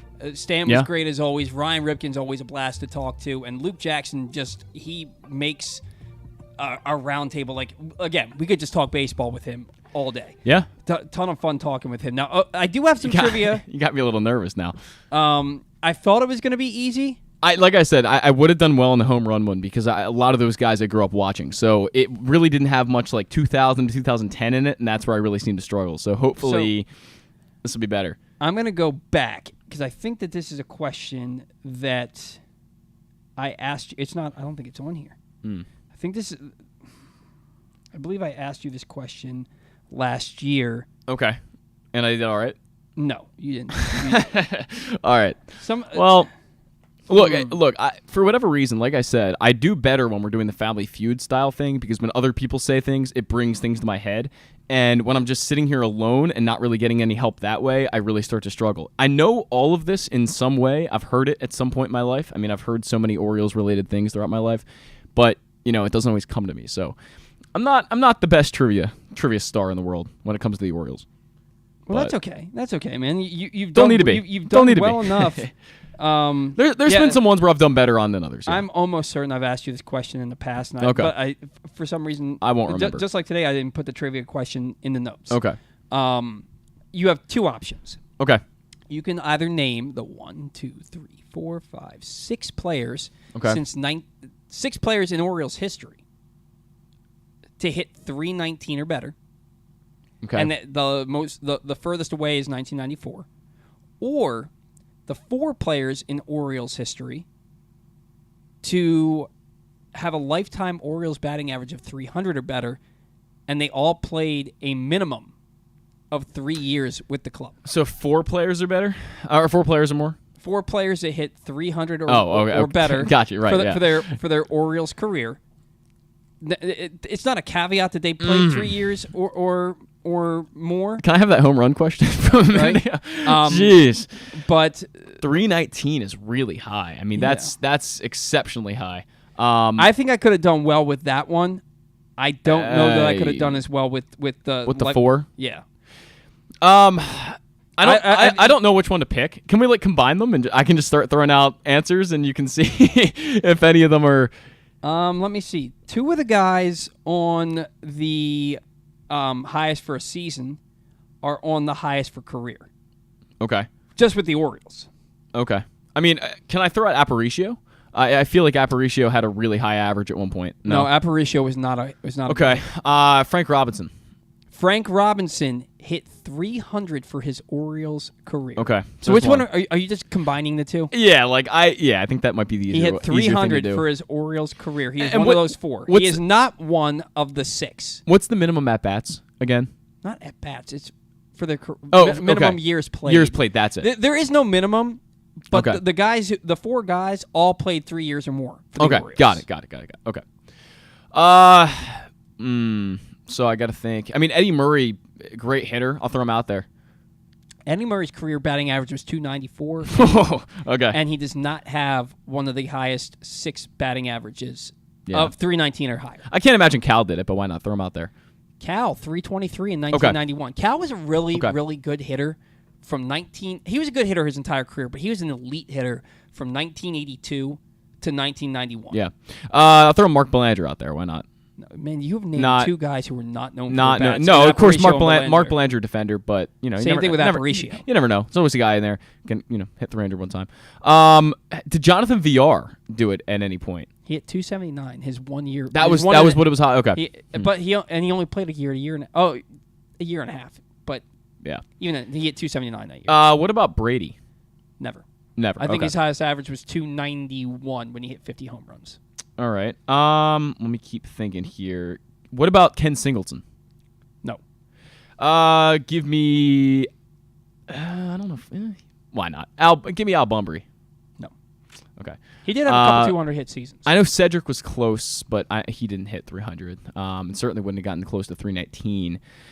I know Manny wouldn't have gotten to 319 either. Manny was hitting 320 when he got traded to the Dodgers. Yeah, that doesn't count. There were so many years where Manny was hitting Yeah. over 300 into August and then kind of fell off a little bit. And you said that. What was the most recent one again? The most recent year that this happened? I never told you that, but the most recent is 2006. Okay. Tejada. What about Tejada? Tejada in 2006 he hit 330. See, that helps. He is also on the list for highest overall batting average. He hit 305 in his Orioles career. Okay, cool. That which is the second highest. Let's think. Yes. Let's think. I'm trying to think of some 90s guys right now because one of these guys to me would be obvious. 2 of these guys to me would be obvious. Did I throw out Al Bunbury yet? You did. Oh, I did. One of these guys, I said that what he hit earlier in the show, and I was like, and I said, "Oh, you did," because he's part of the trivia question. I'm assuming. No, that's a terrible guess. I'm not making that guess. Who? I was gonna guess JJ, but I doubt he ever did that. No. JJ. That's why I said it's a terrible was guess. Like a 270 hitter. Yeah, you're right. I gotta think back here a little bit. Manny for his career. Oh, how about Nick Markakis? No, his highest batting average was 312, I believe. Oh, and you said 2006 was, yeah. I mean, he hit 291 in his rookie year in 2006. Yeah. Manny, surprisingly, the only year he's ever hit above 300 was the shortened 2020 season. He hit 304, although he did hit 298 last year, and he hit 297 in 2018. Okay. 315 with the Orioles. Brooks, not known for the glove. Not a good guess. That wouldn't Not be. known for the glove? I mean, not known for the bat. Not known for the bat. Excuse me. I'm going. What a faux pas. I'm going through a lot of things in my head, trying to think here. There are some elite hitters who have played here since 1994, and I can't believe you haven't named. I mean, Rafael Palmeiro? 1994, he hit 319. Did he really? Mm-hmm. Wow. Cal hit like 313. You know who was a really elite hitter? Sammy Sosa in 05. Right. I bet he did it. I think Cal hit like 313 in 1994. Well, in 91, when he won MVP, he hit probably what? You already guessed that. No, I know. I'm just saying. He hit 323. Yeah, I'm just saying. Yeah, Cal in 1994, when he was hitting 315 with 13 homers and 75 RBIs through 112 games. What? That may have been his best overall year if they hadn't shortened the season. What about Bobby Grich? No. No? Okay. I know you have 2 players left in the overall batting average. Overall. One of them is also still on the list for highest in a single See, season. I feel like that person I should be getting. Yeah. Probably should be getting that one. You should definitely be getting the guy that I mentioned earlier in the show. How about Boog? Did Boog do it? Nope. Really?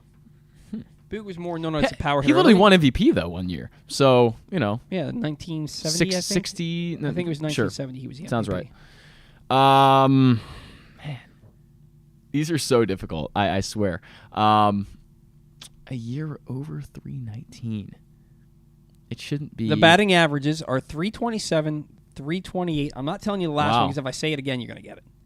You should just say it again. 327, 328, 340. 340. Yeah, I must have not been listening then. 340 is the highest batting average in team history for a single season. Can you give me the year on that one? 2004. You're going to get it. Oh, I already guessed Tejada, but he hit 330 that year. It wasn't No. He didn't hit 330 that year. He hit like 312 that year or something like that. Tejada hit 330 in 06. Melvin Mora? Melvin Mora hit 340 in okay. 2004. I mentioned him not only you did mention that. as That's him right. hitting 340, but also hitting 27 home runs that year. Yeah, Melvin Mora had a couple really good years, early 2000s. All right.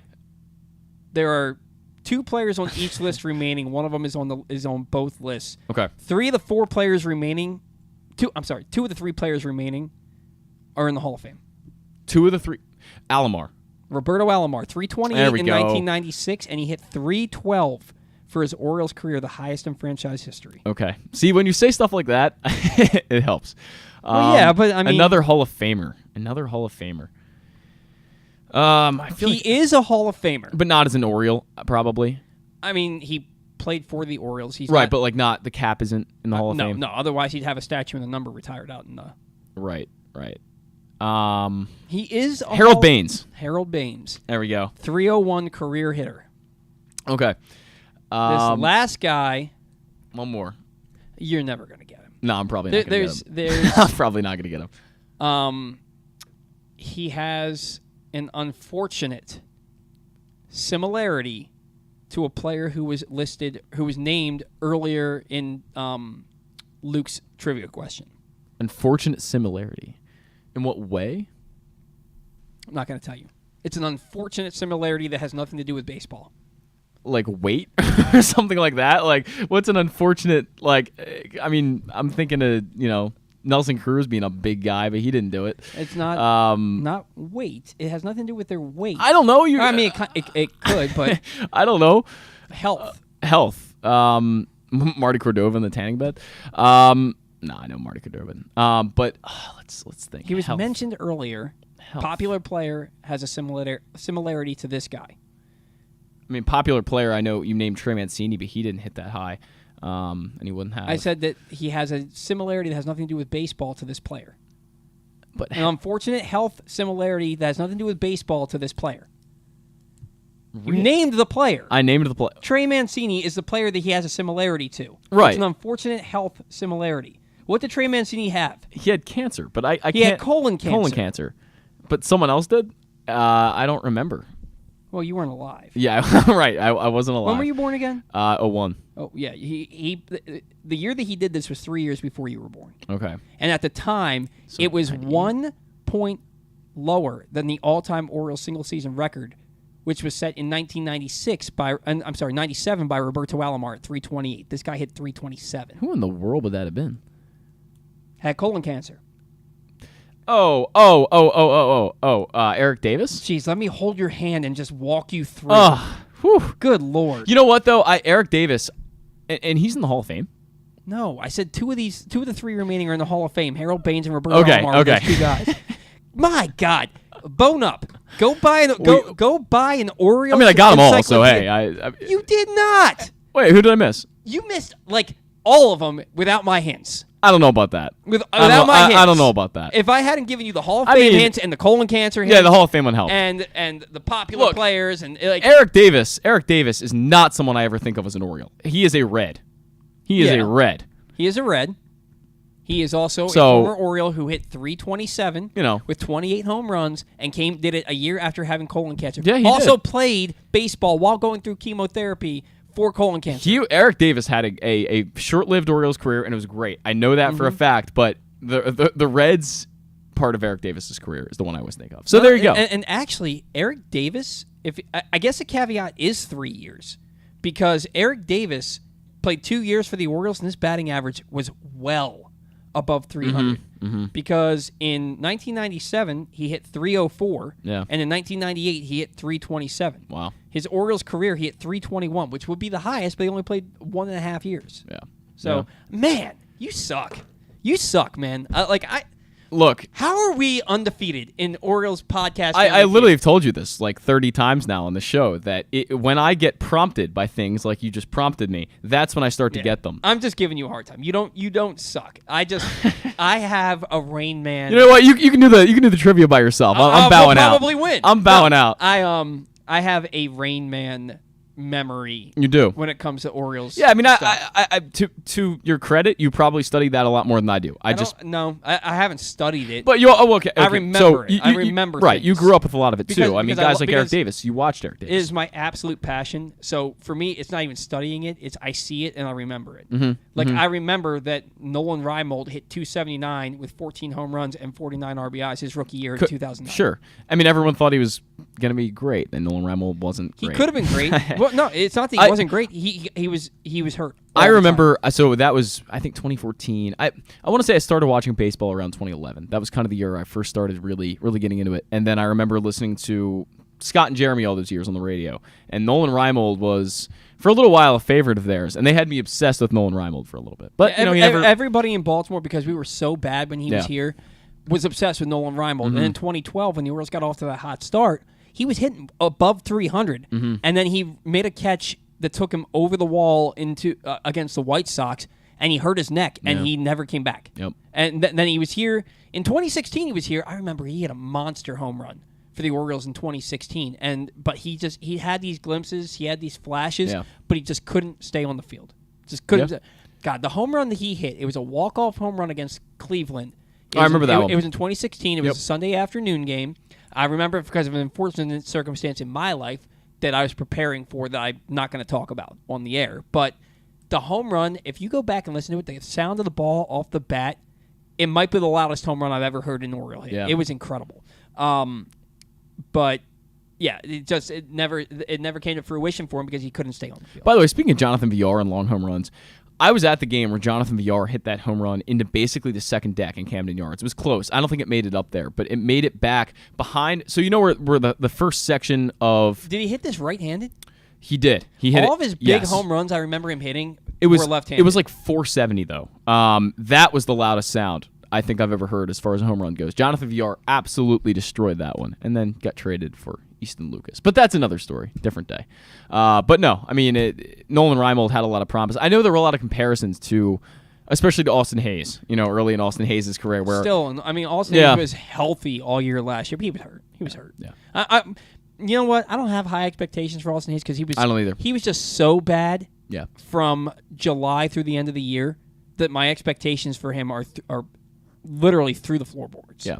In the wrong direction. Me too. And but it's. I mean, the talent's in there. Right. The talent's in there. So we'll see. We'll see. I don't really have a final thought for today. Just super excited for spring training. Look, opening day is going to be here before you know it. I'm just really, really excited for this season. Everybody should be. Like Luke said, They have 26 major league players on their roster. They are very deep, and they have a lot more coming through the pipeline. It's a fun time to be an Orioles fan. Yeah, definitely. Yeah. All right, guys, that's going to do it for our show today. Thank you to Stan the Fan Turtles for his weekly segment. For his weekly segment. Thanks to Ryan Ripken for his great segment with us. Can't wait to talk to him again. And special thanks to all of them, but also Luke Jackson. Always gives us our favorite show when he comes in and has a roundtable with us. Just so fun to talk baseball with him. I've said it like 4 times, so it's got to be true, right? Thanks to all of our sponsors, and thanks to all of our fans for listening. Without you guys, we don't have a show. So until next week, see ya!